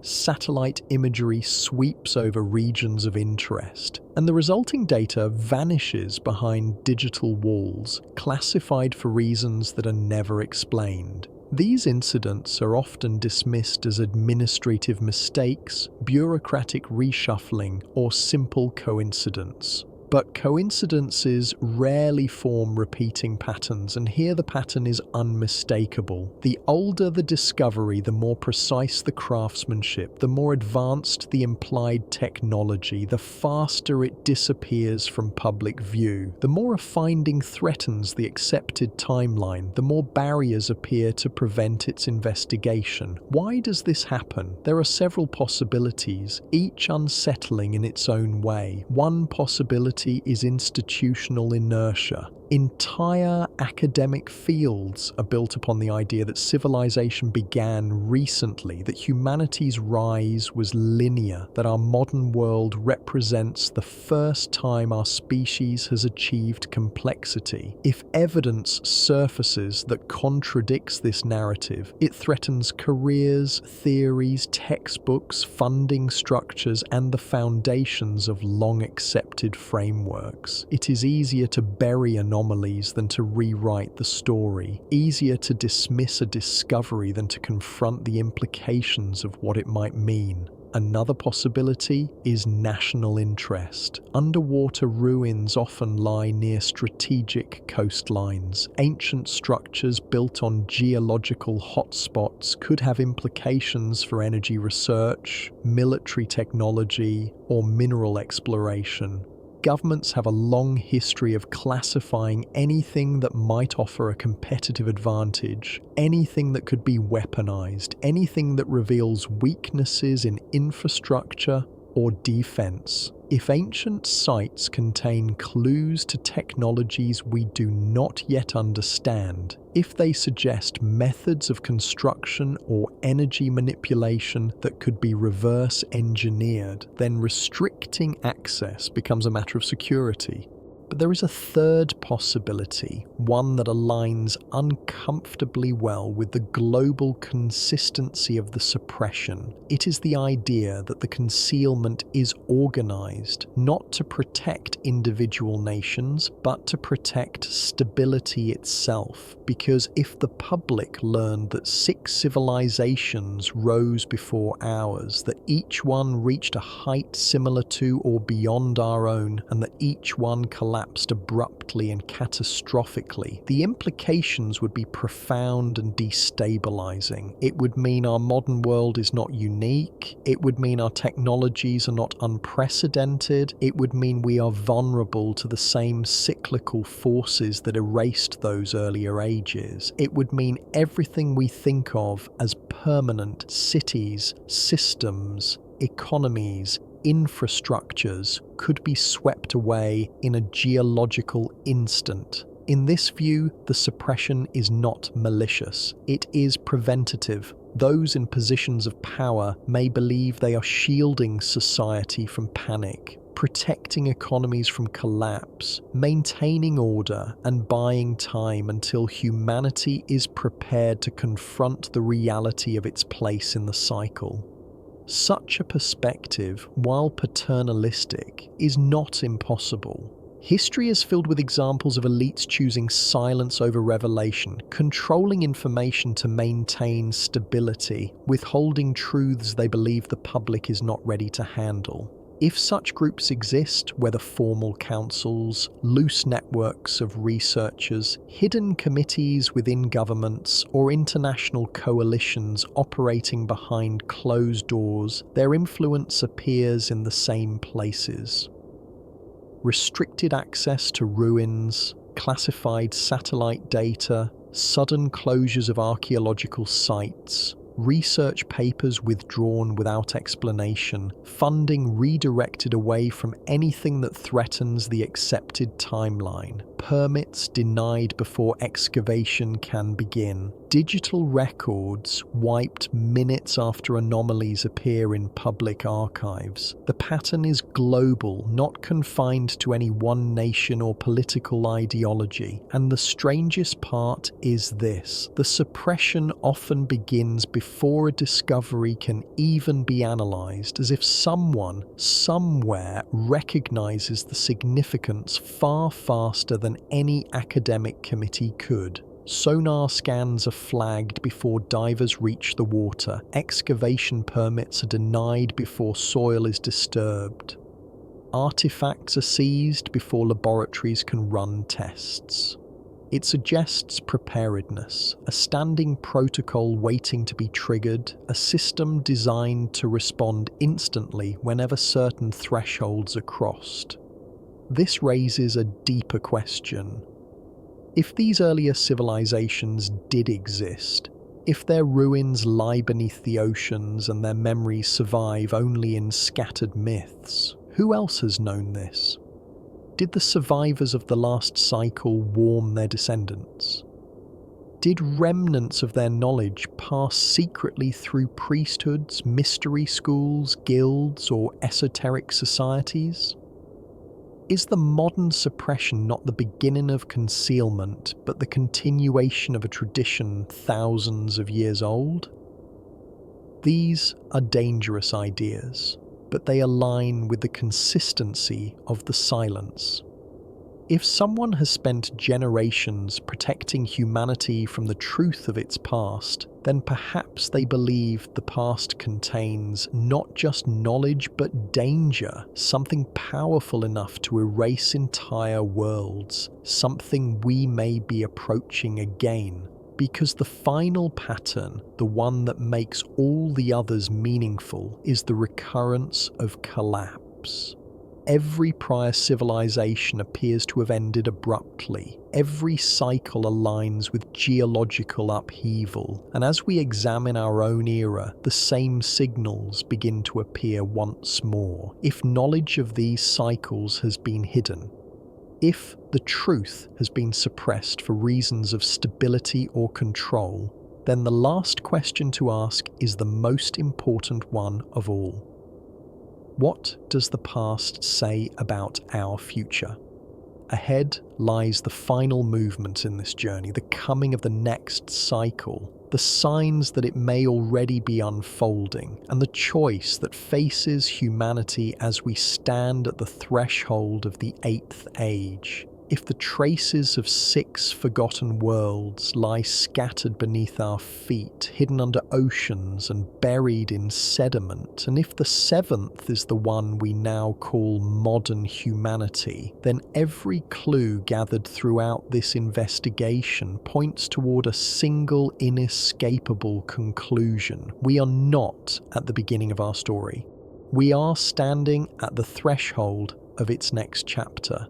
The 8th civilization is not something waiting in the distant future. It is something already forming in the cracks of the present, rising from the instability that grows around us, preparing to emerge from the ruins of what we have built. Earth does not change suddenly without warning. It offers signs, subtle at first, then unmistakable for those who have learned to read them. Shifts in magnetic patterns, abrupt climate oscillations, rising oceans, the weakening of long stable currents in the atmosphere and the sea. These transitions mirror the same markers that preceded earlier collapses, and they are happening again, not on the scale of centuries but on the scale of decades, within the span of a single human lifetime. Carbon dioxide levels now exceed anything seen throughout the known history of humanity. Storms grow in frequency and ferocity, breaking records year after year. Ice sheets fracture at accelerated rates, calving icebergs the size of cities. Glaciers retreat faster than models predicted. Entire ecosystems shift their ranges within a single generation, species migrating hundreds of miles to find climates that match their needs. Coral reefs bleach and die. Forests burn, rivers dry. These changes are presented as environmental issues, as scientific models, as political debates. But viewed in the context of the long-forgotten cycles, they appear instead as something more ancient and more cyclical, the beginning of another great turning. If earlier civilizations were destroyed by floods, ash, cold, or heat, then our own age carries echoes of all of these threats at once. Ocean levels creep upward toward the coastlines where most of humanity now lives, where our cities cluster, where our infrastructure concentrates. Volcanic fields show renewed activity, vents opening, magma chambers swelling, geothermal systems destabilizing. The magnetic field continues to drift and weaken, its protective shield thinning, allowing more cosmic radiation to reach the surface. Heat waves break records with alarming regularity, pushing ecosystems past their tolerance limits. The signs do not guarantee catastrophe, but they mirror the patterns of earlier collapses with unnerving accuracy. Yet even as the world tilts toward instability, something else stirs, a counterforce rising not in nature but in humanity itself.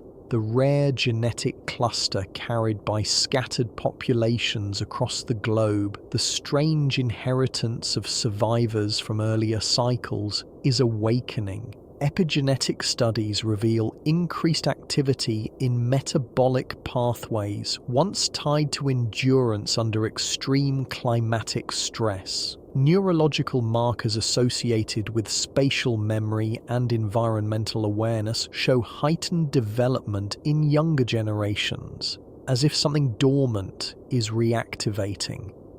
It is as though the descendants of the ancient survivors feel the cycle returning through instincts deeper than conscious thought, through biology remembering what the mind has forgotten.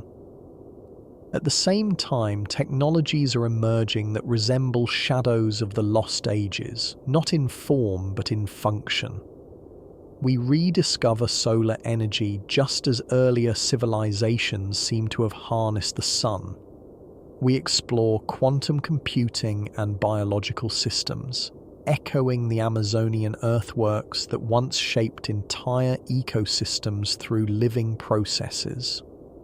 We unlock the power of artificial intelligence, creating systems that think and learn and adapt, perhaps mirroring the forgotten mechanisms hinted at in the geological record and the surviving myths of machines that operated without human hands. It is possible that innovation in each age is not invention but memory resurfacing, knowledge encoded so deeply in the collective unconscious that it re-emerges whenever conditions allow. Cities rise higher than ever before. Networks grow denser, more interconnected, more fragile. Information flows freely across continents at the speed of light. Humanity reorganizes itself into something more complex and more vulnerable than it has ever been. These developments are often framed as progress, as triumphs of human ingenuity. Yet they may also be symptoms of a species unconsciously preparing for a new cycle, driven by forces it does not understand, compelled to reach some threshold before the turning arrives. Each civilization rises swiftly near its end, as though pushed by invisible hands, racing toward a peak it will not survive. But the most profound question is not whether the eighth civilization will rise. It is whether it will survive. Every prior cycle ended abruptly.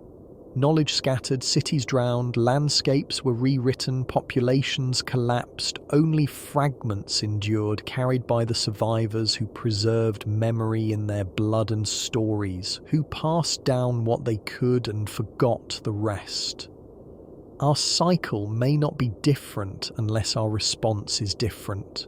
We possess something none of the earlier civilizations had: the ability to see the pattern, the ability to look back across geological time, the ability to examine the remnants of earlier worlds, the ability to understand that collapse is not random but rhythmic, not punishment but cycle, the ability to prepare not with fear but with awareness, with humility, with the recognition that nothing on earth is permanent except change itself. The eighth civilization could be the first to break the pattern, the first to anticipate the turning, the first to protect its knowledge rather than lose it, the first to build with the understanding that survival requires not just technological advancement, but wisdom, adaptability, and the willingness to accept uncomfortable truths. The first to decentralize rather than concentrate, to preserve rather than consume, to remember rather than forget. But for that to happen, humanity must confront its true timeline.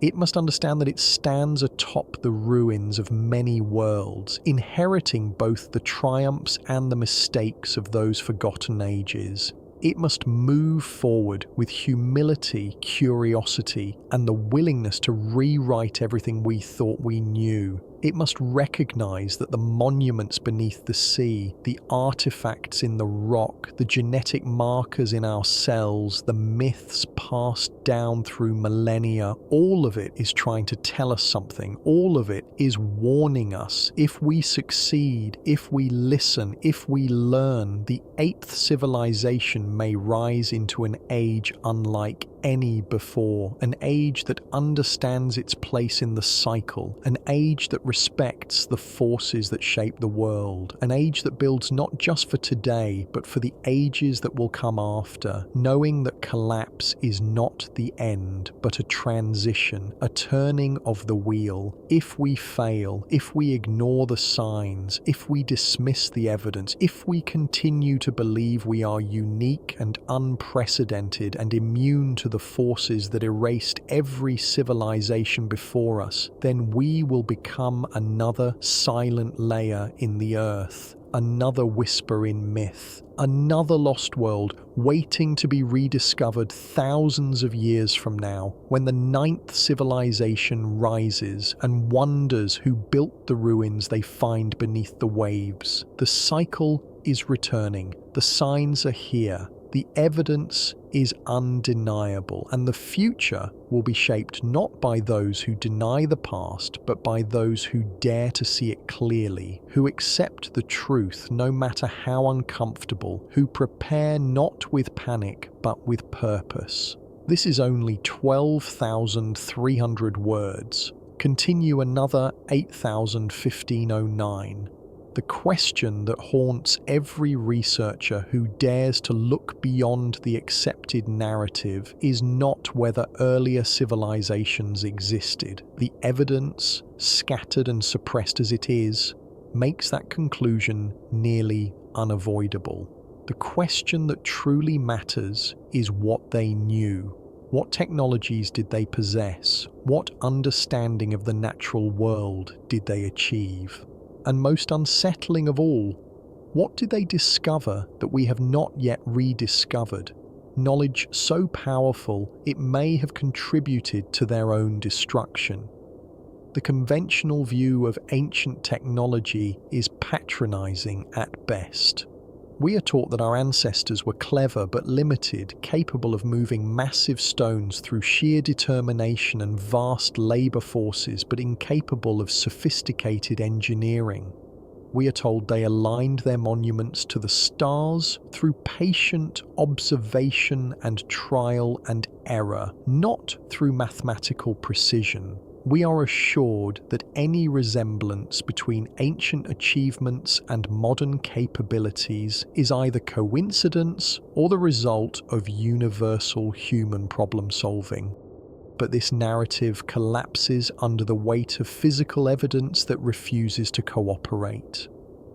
Consider the precision of ancient stonework that appears across the globe, At Pumapunku in Bolivia, andesite blocks weighing over 100 tons are carved with flat surfaces accurate to within fractions of a millimeter. The stones feature complex interlocking joints, perfectly straight edges, and drilled holes with dimensions so uniform they appear machined. Andesite is one of the hardest stones on Earth, ranking near diamond on the Mohs scale. Modern engineers using diamond-tipped tools can replicate this precision, but they cannot explain how ancient builders achieved the same results with the copper and stone tools they are supposed to have possessed.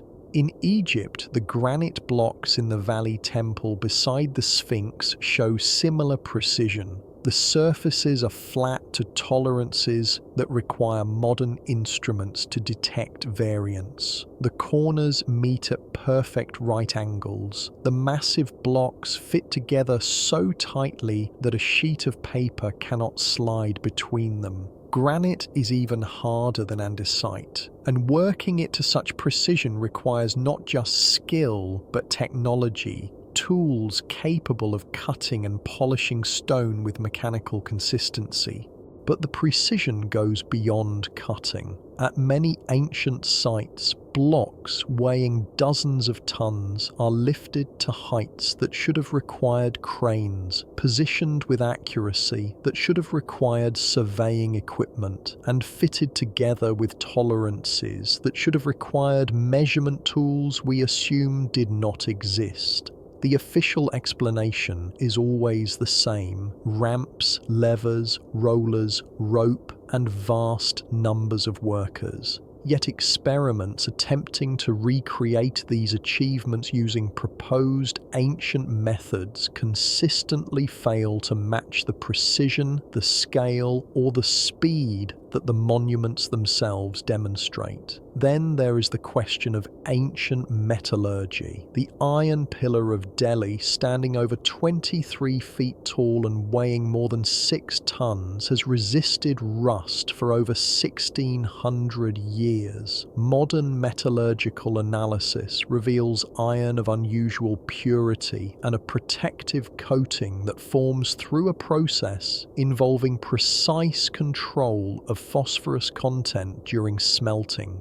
This level of control should not have been possible with the furnaces available at the time. In South America, platinum artifacts have been found in pre-Columbian graves. Platinum melts at nearly 1800 degrees Celsius, a temperature that was not achieved in European furnaces until the 18th century.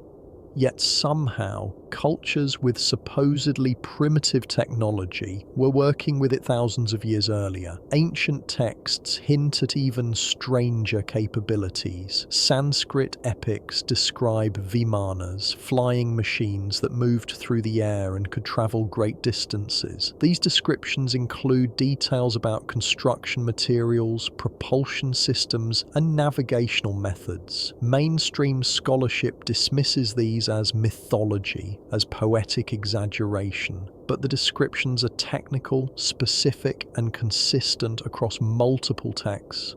They read less like fantasy and more like instruction manuals written in a language that later generations could no longer fully understand. The Baghdad battery, a clay jar containing a copper cylinder and an iron rod, produces electrical current when filled with an acidic solution. Found in Iraq and dating to around 2,000 years ago, it suggests knowledge of electrochemical principles long before the official invention of the battery. Skeptics argue it may have been used for electroplating, but that explanation only deepens the mystery, as electroplating itself requires understanding of electrical current and chemical reactions. In Central America, perfectly spherical stone balls weighing up to 15 tons have been found scattered across remote regions. They are so precisely round that measuring their geometry reveals variance of only millimeters. Creating such perfect spheres in stone requires understanding of three-dimensional geometry and tools capable of grinding away imperfections with absolute consistency. No one has offered a convincing explanation for how they were made or why. The Antikythera mechanism, recovered from a shipwreck off the coast of Greece, is perhaps the most undeniable example of advanced ancient technology. Dating to around 2,000 years ago, it is a complex system of bronze gears designed to calculate astronomical positions and predict eclipses. The level of mechanical sophistication it displays was not seen again in Europe until the 14th century. When it was first examined, researchers could not believe it was ancient. It looked too much like a modern clockwork device, yet radiocarbon dating, context, and corrosion analysis all confirm its age. If this level of precision engineering existed 2,000 years ago, what else existed that has not survived? All of this points toward a troubling conclusion. The ancients were not primitive. They possessed knowledge and capabilities that we have only recently recovered, and in some cases, capabilities we still cannot fully explain. If they achieved this much in the fragments that survived, what did they achieve in the ages that were erased? What technologies existed in the civilizations that drowned beneath the seas, or were buried under ash and ice? What knowledge was lost when the cycles turned and humanity was forced to start again? Some researchers propose that ancient builders had access to sonic or vibrational technologies, methods of manipulating stone through resonance rather than brute force. Legends from multiple cultures speak of stones being moved through sound, through chanting, through the use of instruments that made objects lighter or caused them to levitate. Modern experiments with acoustic levitation demonstrate that sound waves can indeed suspend small objects in midair. Could ancient cultures have scaled this principle to move massive blocks? The idea seems far-fetched, but it is no more far-fetched than the alternative that millions of workers using primitive tools achieved precision that modern technology struggles to replicate.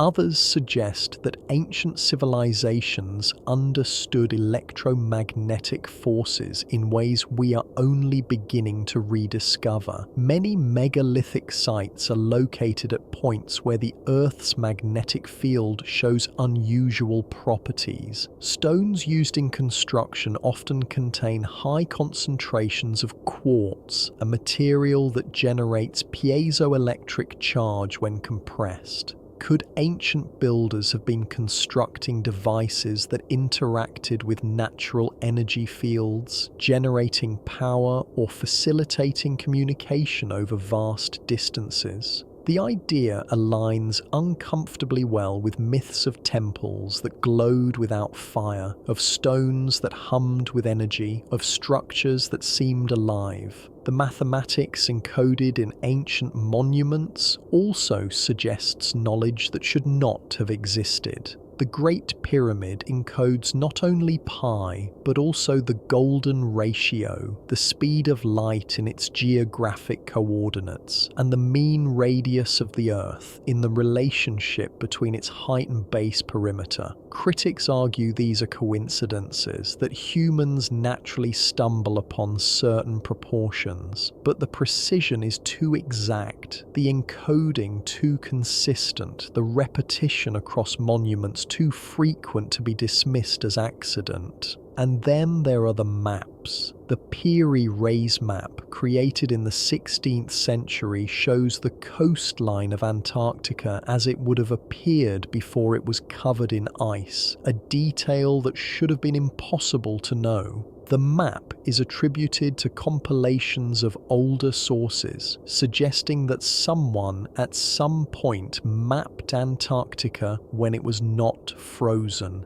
The implication is staggering. Either the map is a hoax, or someone possessed accurate geographic knowledge of Antarctica thousands of years before the continent was officially discovered during a period when it was ice-free. Geological evidence confirms that Antarctica was indeed ice-free during earlier epochs, but those epochs predate known civilization by tens of thousands of years. If we accept the evidence at face value, if we stop trying to force it into the narrow framework of the accepted timeline, then a different picture emerges. Ancient civilizations were not struggling toward knowledge. They possessed it. They built with precision because they understood geometry, physics, and material science. They aligned their structures to the stars because they had mapped the heavens across millennia. They worked metals that required high temperatures because they had developed furnaces and techniques we have only recently matched. And if they achieved all of this, then their collapse was not the fall of primitive societies. It was the fall of advanced ones, and the loss was catastrophic, not just in terms of lives, but in terms of knowledge that took generations to accumulate and mere moments to erase. The implications reach into the present. If earlier civilizations possessed technologies we have not yet recovered, then buried in the ruins, encoded in myths, or hidden in restricted archives, there may be knowledge that could transform our world. Energy systems that do not rely on combustion, construction methods that do not require massive machinery, medical techniques that work with the body rather than against it, agricultural practices that restore ecosystems rather than depleting them. This knowledge, if it exists, if it can be recovered, represents not just historical curiosity, but practical solutions to problems we face today. But there is a darker possibility. If earlier civilizations possessed advanced technology, and if that technology contributed to their collapse, then recovering it without understanding the risks could lead us down the same path.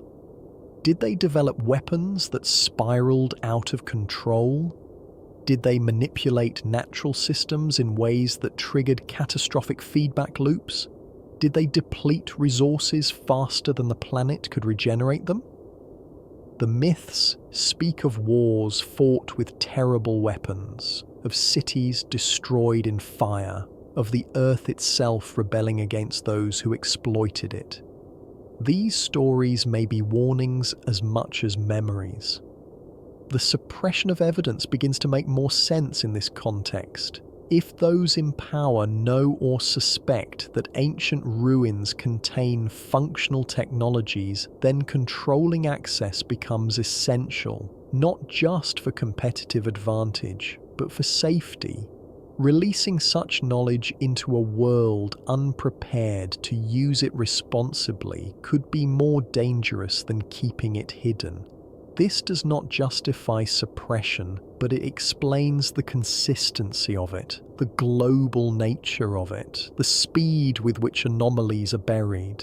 Yet the cycle does not care about our caution or our fear. It moves according to its own rhythm, driven by forces far larger than human civilization. And as the signs of the next turning grow stronger, as the climate shifts and the Earth becomes unstable, the question is no longer whether we should seek the knowledge of the ancients.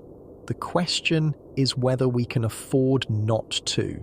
Because if the pattern holds, if the cycle continues as it has 6 times before, then we are running out of time. The 8th civilization is rising from the ruins of the 7th, and what we build now, what we preserve now, what we learn now, will determine whether the 9th civilization rises from our ruins or from our wisdom. Ahead lies the exploration of the cycle itself, the forces that drive it, the patterns that repeat, and the choice we face as we stand at the edge of the abyss. The forces that erase civilizations do not announce themselves politely. They do not provide warnings that give societies time to prepare, time to adapt, time to save themselves. They arrive as convergences, multiple catastrophes aligning in sequences so devastating that survival becomes a matter of chance rather than planning. And the geological record, when examined closely, reveals that these convergences follow patterns, rhythms embedded in the movement of the planet itself. Earth is not a stable platform. It never has been. Its axis tilts and wobbles in cycles lasting thousands of years. Its magnetic poles drift and occasionally flip, leaving the surface exposed to cosmic radiation during the transition. Its orbit shifts subtly, altering the distribution of solar energy across latitudes. Its crust floats on a molten interior, creating tectonic stresses that build over centuries and release in moments of unimaginable violence. These are not random events. They are rhythms, predictable in their occurrence, even if unpredictable in their exact timing. The Milankovitch cycles describe the long-term variations in Earth's orbit and axial tilt. These cycles influence the amount of solar radiation reaching different parts of the planet, triggering ice ages and interglacial periods. The cycles repeat every 20,000, 40,000 and 100,000 years, creating periods of stability followed by rapid transitions. During stable periods, ice sheets remain in equilibrium, sea levels hold steady, and climates allow civilizations to flourish. During transitions, ice melts or advances rapidly, sea levels surge or plummet, and climates shift so drastically that entire ecosystems collapse. The geological record shows that these transitions are not gradual. Temperature changes that should take thousands of years occur within decades. Ice sheets that built up over millennia disappear in centuries. Sea levels that remained stable for 10,000 years rise by hundreds of feet in a few generations. These are not theoretical models. They are documented facts recorded in ice cores, ocean sediments, and fossil records. Volcanic activity follows its own cycles. Supervolcano eruptions occur with rough regularity, roughly every 50 to 70,000 years. When a supervolcano erupts, it does not simply destroy the surrounding region. It alters the global climate. Ash and sulfur dioxide are blasted into the stratosphere, where they spread across the planet, blocking sunlight and triggering volcanic winters that can last for years. Temperatures plummet, growing seasons shrink or disappear entirely. Ecosystems collapse as plants die and animals starve. Human populations, dependent on agriculture, face famine on scales that dwarf anything recorded in historical memory. The Toba eruption 74,000 years ago is the most recent supervolcano event. Genetic evidence suggests that human populations crashed to as few as 10,000 individuals during this period, a bottleneck so severe it nearly drove our species to extinction. The survivors carried that trauma in their genes, a reminder that the Earth is capable of resetting the conditions for life with little warning. Cosmic impacts add another layer of danger. Asteroids and comets strike Earth with regularity measured in thousands rather than millions of years. Most impacts occur over oceans or unpopulated areas, leaving little trace in human history. But some strike land, and when they do, the effects are catastrophic. The Younger Dryas impact hypothesis suggests that a comet or asteroid airburst around 12,800 years ago triggered rapid climate change, mass extinctions, and the collapse of early human cultures across North America.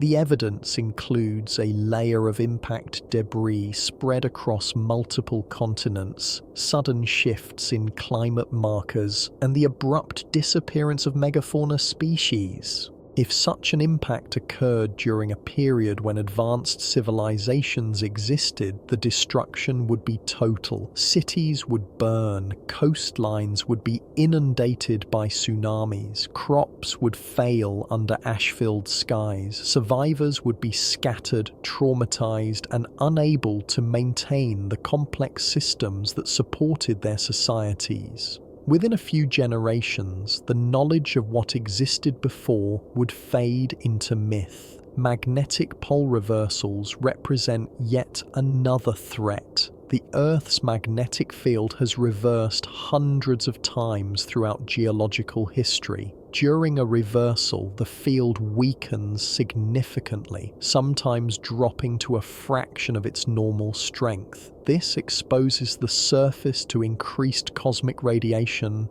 and solar wind, damaging DNA, increasing cancer rates, and disrupting communication systems that depend on the ionosphere. A reversal takes thousands of years to complete, but the weakening phase, when the field is at its most vulnerable, can last for centuries. If a reversal coincided with other stressors, solar storms, volcanic eruptions, or climate shifts, the combined effects could overwhelm even advanced societies. Current measurements show that the magnetic field is weakening faster than expected.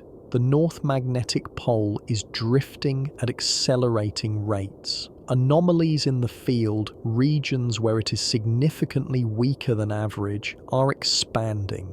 These are the same markers that appear in the geological record before previous reversals. Whether a full reversal is imminent is unclear, but the trend is undeniable. The protective shield that guards the planet from cosmic threats is thinning. Ocean currents, the great conveyor belts that distribute heat around the planet, also follow cycles of stability and disruption. The Atlantic meridional overturning circulation, which includes the Gulf Stream, has slowed measurably in recent decades. If it were to collapse, as it has during previous ice ages, the climate of Europe would shift dramatically within years.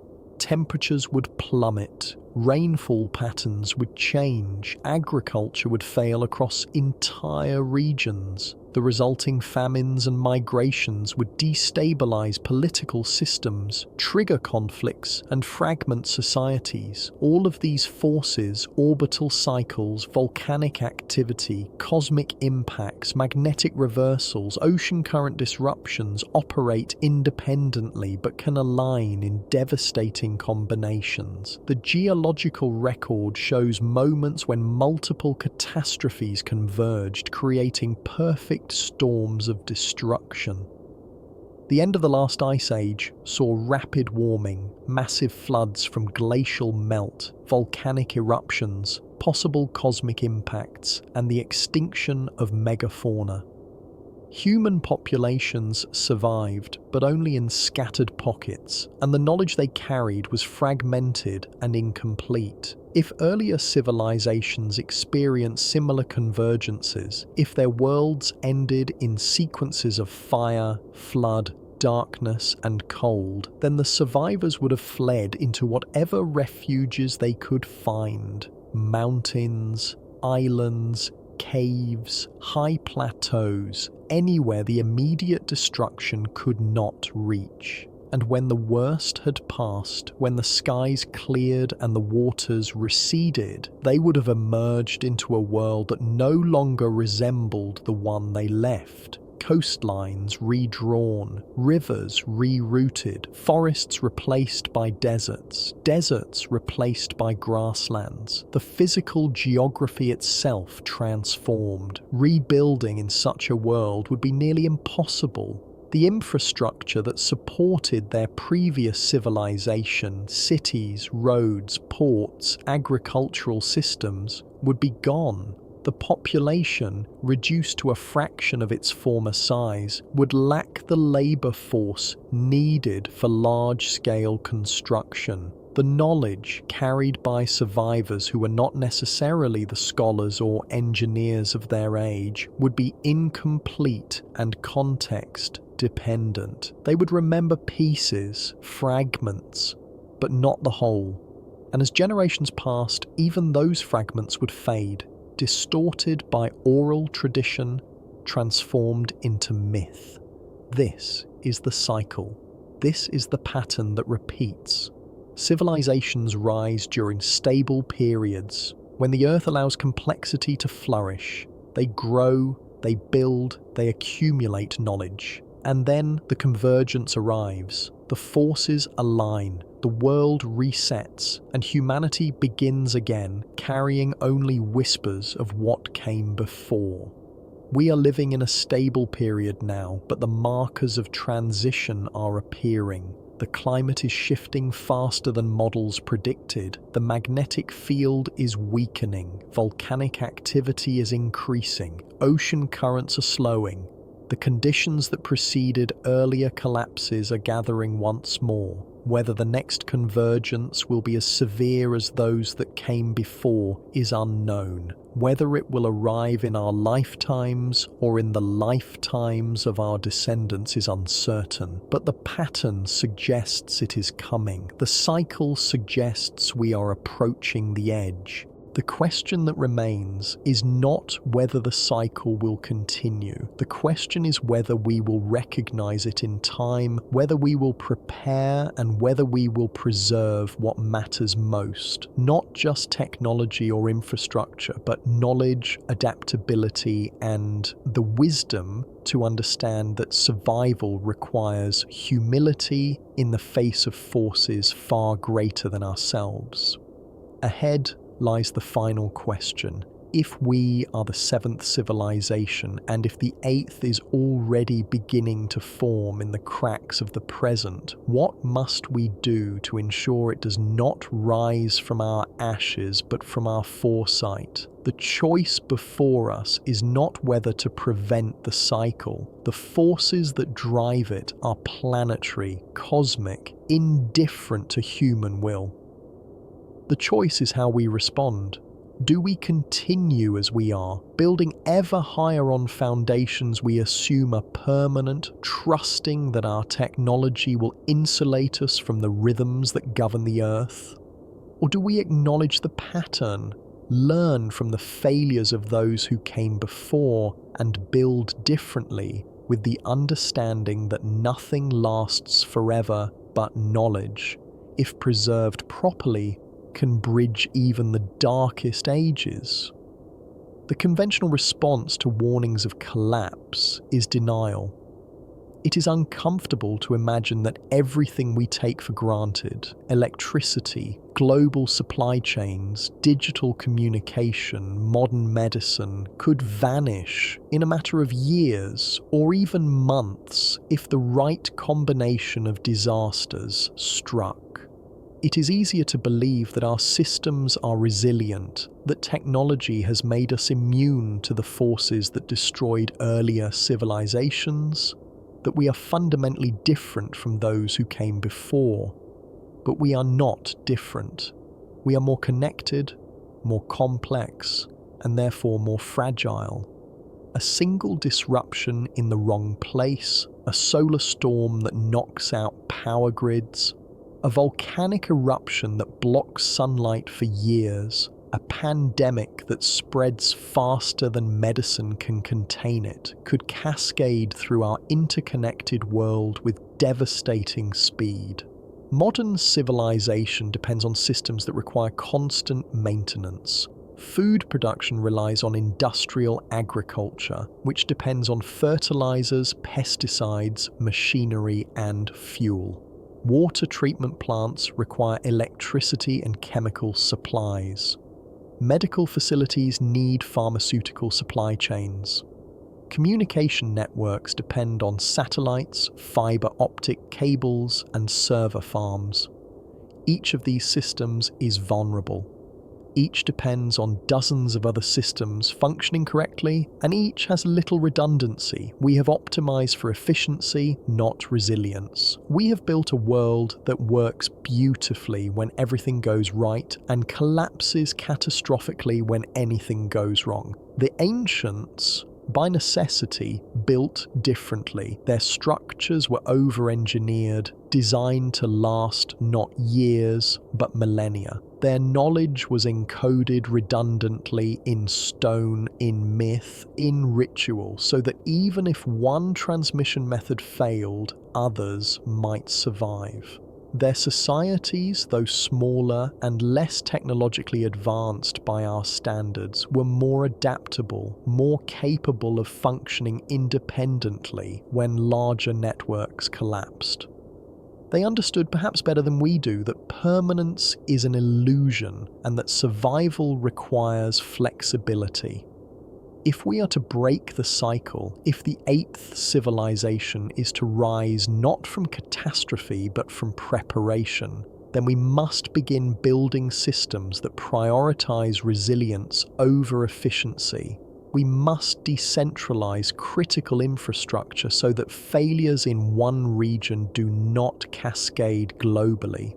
We must preserve knowledge in forms that do not depend on electricity or digital storage, forms that can survive the kinds of disruptions that erase everything else. We must educate populations not just in specialized skills, but in fundamental principles, the kind of knowledge that allows people to rebuild when the systems they depend on fail. This is not a call for primitivism, it is a call for wisdom. Technology is not the enemy. The problem is not that we have advanced too far, but that we have advanced too narrowly, building systems that are powerful but brittle, complex but fragile. The solution is not to abandon progress, but to redirect it, to create technologies that enhance resilience rather than undermining it, to design cities and infrastructures that can adapt to changing conditions rather than collapsing when those conditions shift. The genetic markers awakening in scattered populations may be part of this preparation, biological memory activating as the environment begins to resemble the conditions that selected for those traits in the first place. But biology alone will not save us. We need conscious effort, deliberate planning, cultural commitment to preserving what matters across the transition that is coming.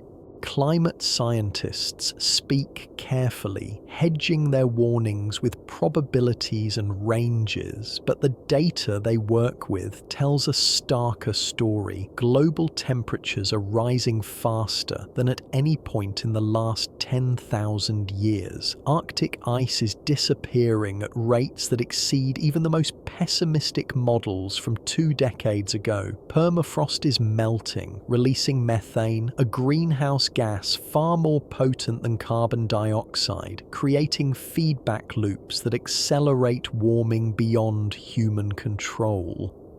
Ocean chemistry is changing as carbon dioxide dissolves into seawater, acidifying the environment and threatening the base of the marine food chain.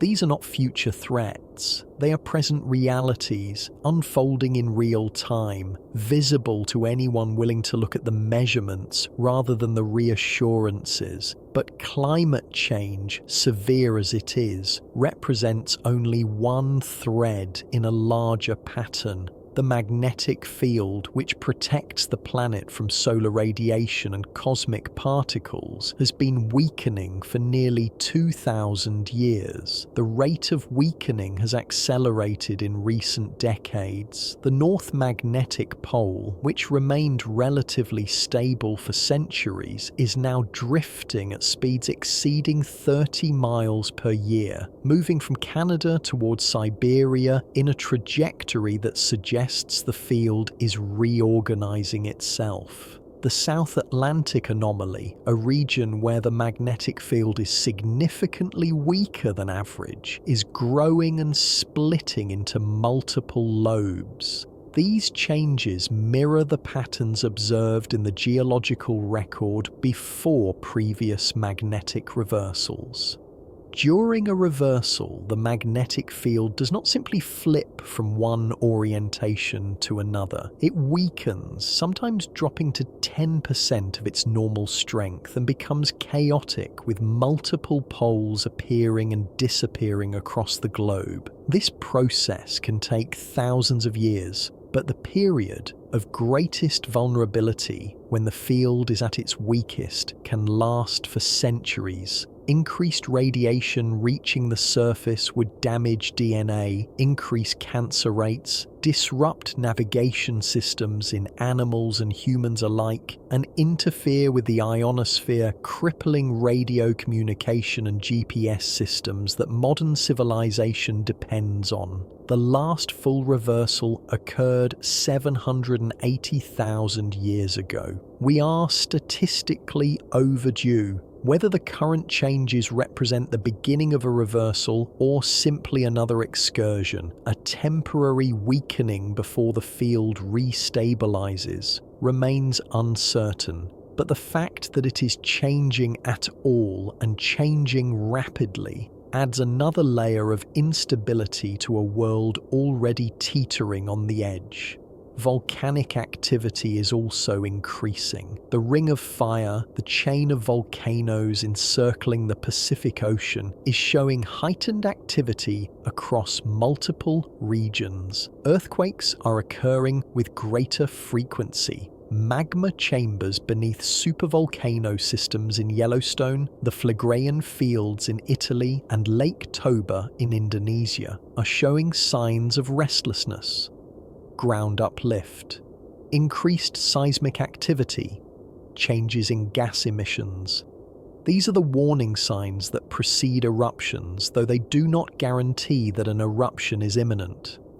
Supervolcanoes operate on timescales that dwarf human lifespans. They can show signs of unrest for decades or even centuries before erupting. But when they do erupt, the effects are global and catastrophic. A supervolcano eruption today would be unlike anything modern civilization has experienced. Ash would blanket continents, collapsing buildings, contaminating water supplies, and grounding all air traffic. Sulfur dioxide would fill the stratosphere, reflecting sunlight and triggering a volcanic winter that could last for years.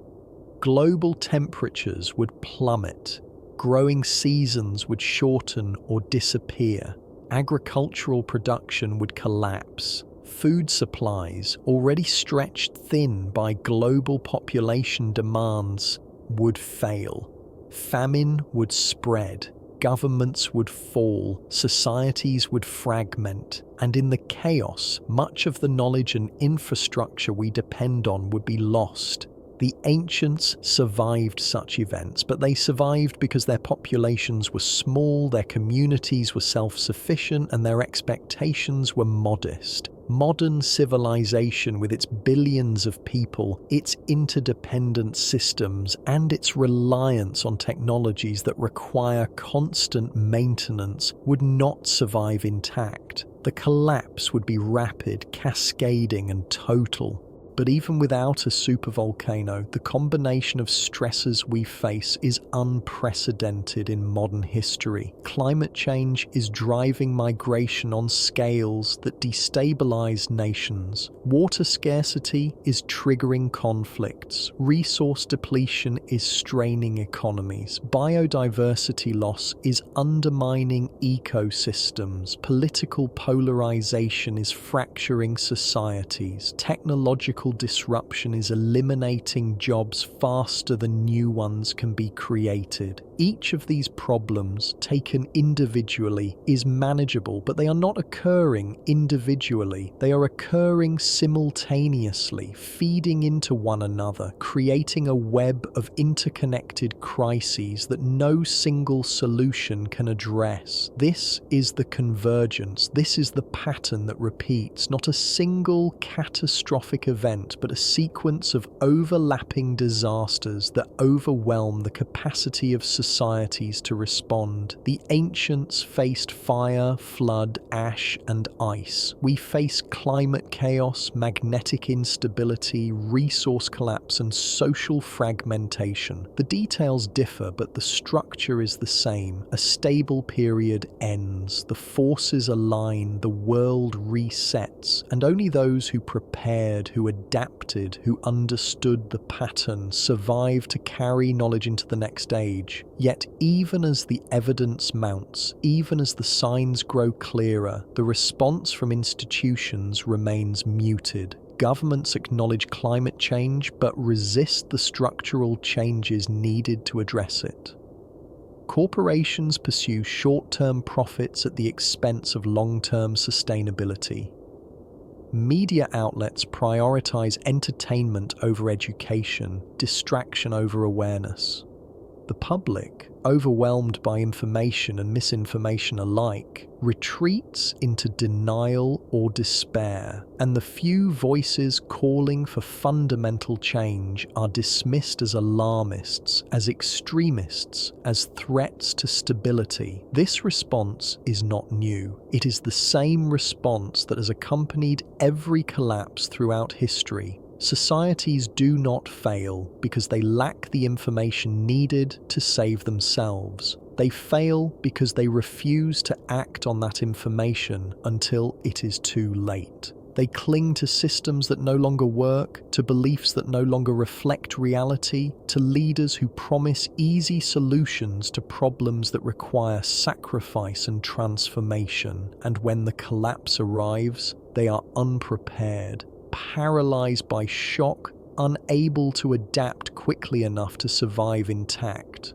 But there is another possibility, a path that does not lead inevitably to collapse, a choice that recognizes the pattern and responds with wisdom rather than denial.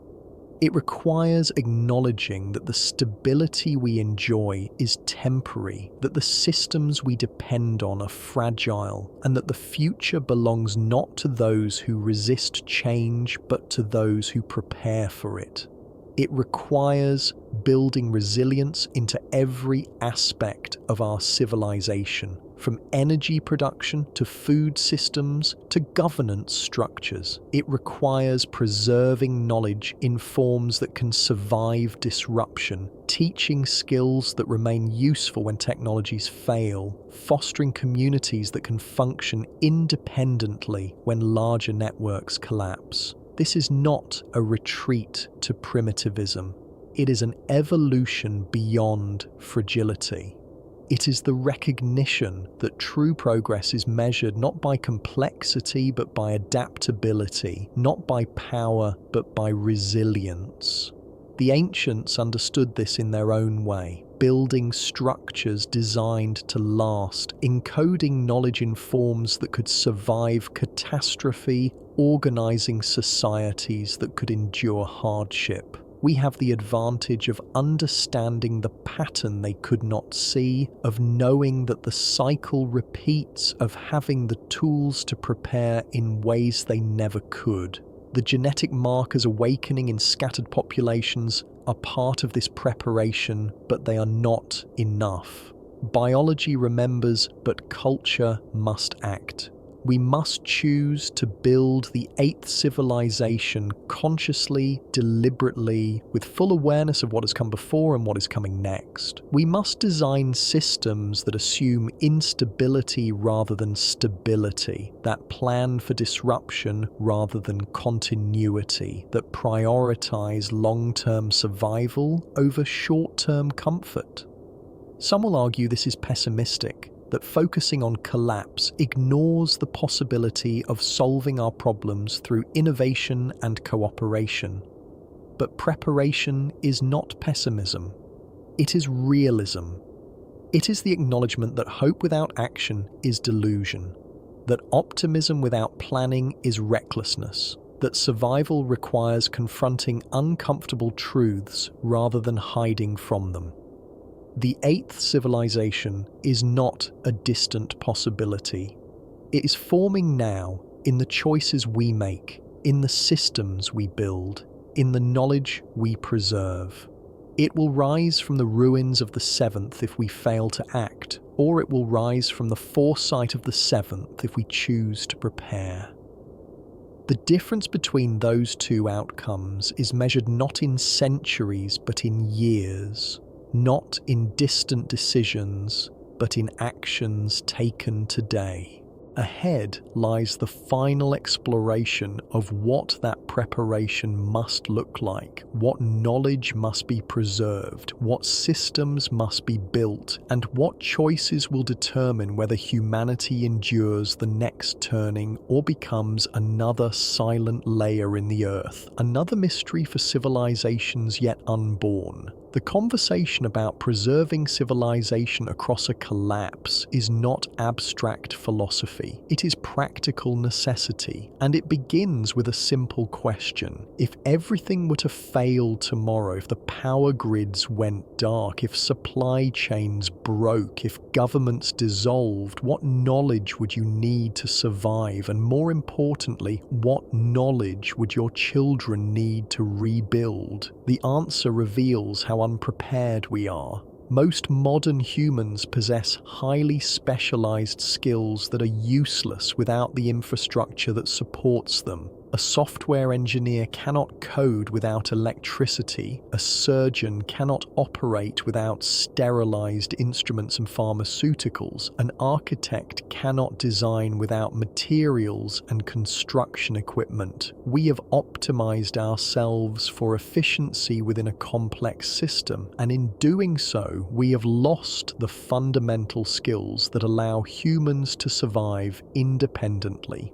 Our ancestors, even those living just a few generations ago, possessed a breadth of practical knowledge that is now nearly extinct. They knew how to grow food, preserve it, prepare it without modern conveniences. They knew how to build shelter using local materials, how to find and purify water, how to make fire, how to navigate without GPS, how to treat injuries and illnesses with plants and traditional remedies. They knew how to work metal, wood, stone, and fiber into tools, clothing, and structures. This knowledge was not written in books. It was embedded in culture, passed from parent to child, practiced daily, refined across generations. We have traded that breadth for depth. We know more collectively than any previous civilization, but we know less individually. And because our knowledge is stored primarily in forms that depend on technology, electricity, digital infrastructure, it is extraordinarily vulnerable. If the grid fails, if the internet goes dark, if the servers that host our accumulated wisdom are destroyed or simply stop being maintained, then centuries of knowledge could vanish in a matter of years. This is not hypothetical. It has happened before. The Library of Alexandria, one of the greatest repositories of ancient knowledge, was destroyed, and with it went texts that have never been recovered. The knowledge of Roman concrete, which allowed the construction of structures that still stand 2,000 years later, was lost for over a millennium. The techniques used to create Damascus steel were forgotten. and have never been fully replicated. Throughout history, knowledge has been lost whenever the systems that preserved it collapsed. If we are to avoid repeating this pattern, we must preserve knowledge in forms that do not depend on fragile technologies. Stone endures, metal endures, even paper, if stored properly, can last for centuries. Digital storage, despite its convenience, is ephemeral. Hard drives fail, formats become obsolete. Without electricity, every computer is a useless box of silicon and plastic. Some efforts are already underway. The Svalbard Global Seed Vault stores seeds from around the world in a frozen repository designed to survive even nuclear war. The Long Now Foundation is developing methods to encode information in ways that remain readable for 10,000 years. The Arctic World Archive stores data on photosensitive film designed to last for 5 centuries without requiring any technology to read it. These are important steps, but they are not enough. Knowledge must be preserved locally, redundantly, and in forms accessible to people without advanced technology. Every community should have libraries of practical skills, physical books that explain agriculture, medicine, construction, metalworking, and other fundamental crafts. These libraries should be stored in multiple locations, protected from fire and flood, maintained by people who understand their value, and the knowledge they contain should be taught, practiced, kept alive in the culture so that if the books are lost, the skills remain. But preservation is only half the equation. The other half is adaptation. The world that emerges from a collapse will not resemble the world that entered it. Coastlines will have changed, climates will have shifted, resources that were abundant may be scarce. Technologies that were ubiquitous may be unavailable.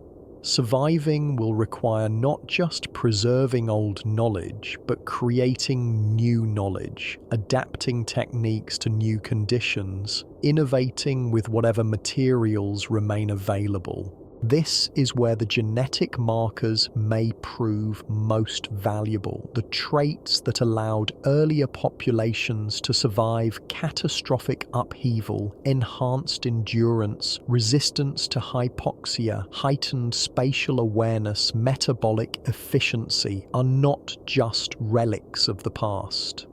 They are adaptations that may become critical again.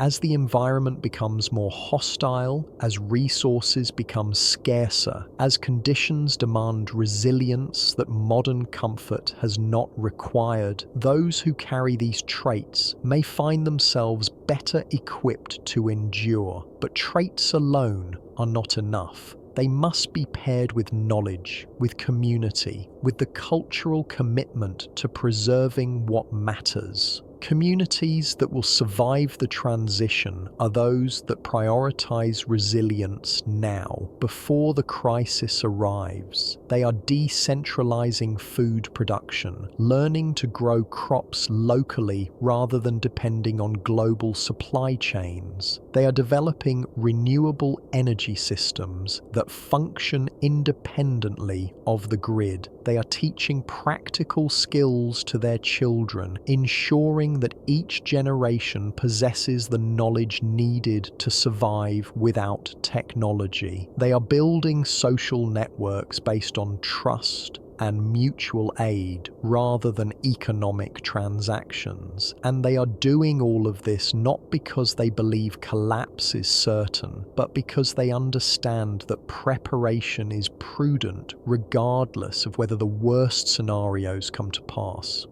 This is not survivalism in the paranoid sense. It is not about hoarding supplies or retreating into isolation. It is about building systems that work even when larger systems fail, creating redundancy and resilience at every level.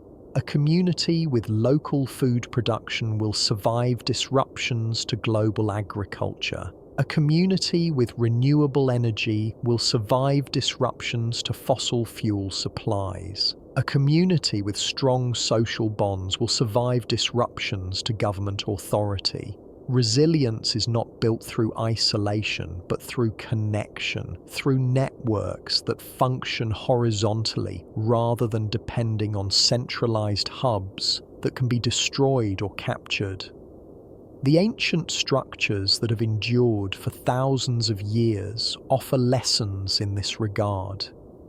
They were built with redundancy, with massive stones that could withstand earthquakes, with foundations that extended deep into stable bedrock, with designs that accounted for the possibility of catastrophe. They were not built for a single generation, but for ages yet unborn, and they have survived because they were over-engineered, because they prioritized longevity over efficiency, because they were designed by people who understood that nothing built by humans is permanent, but some things can last longer than others.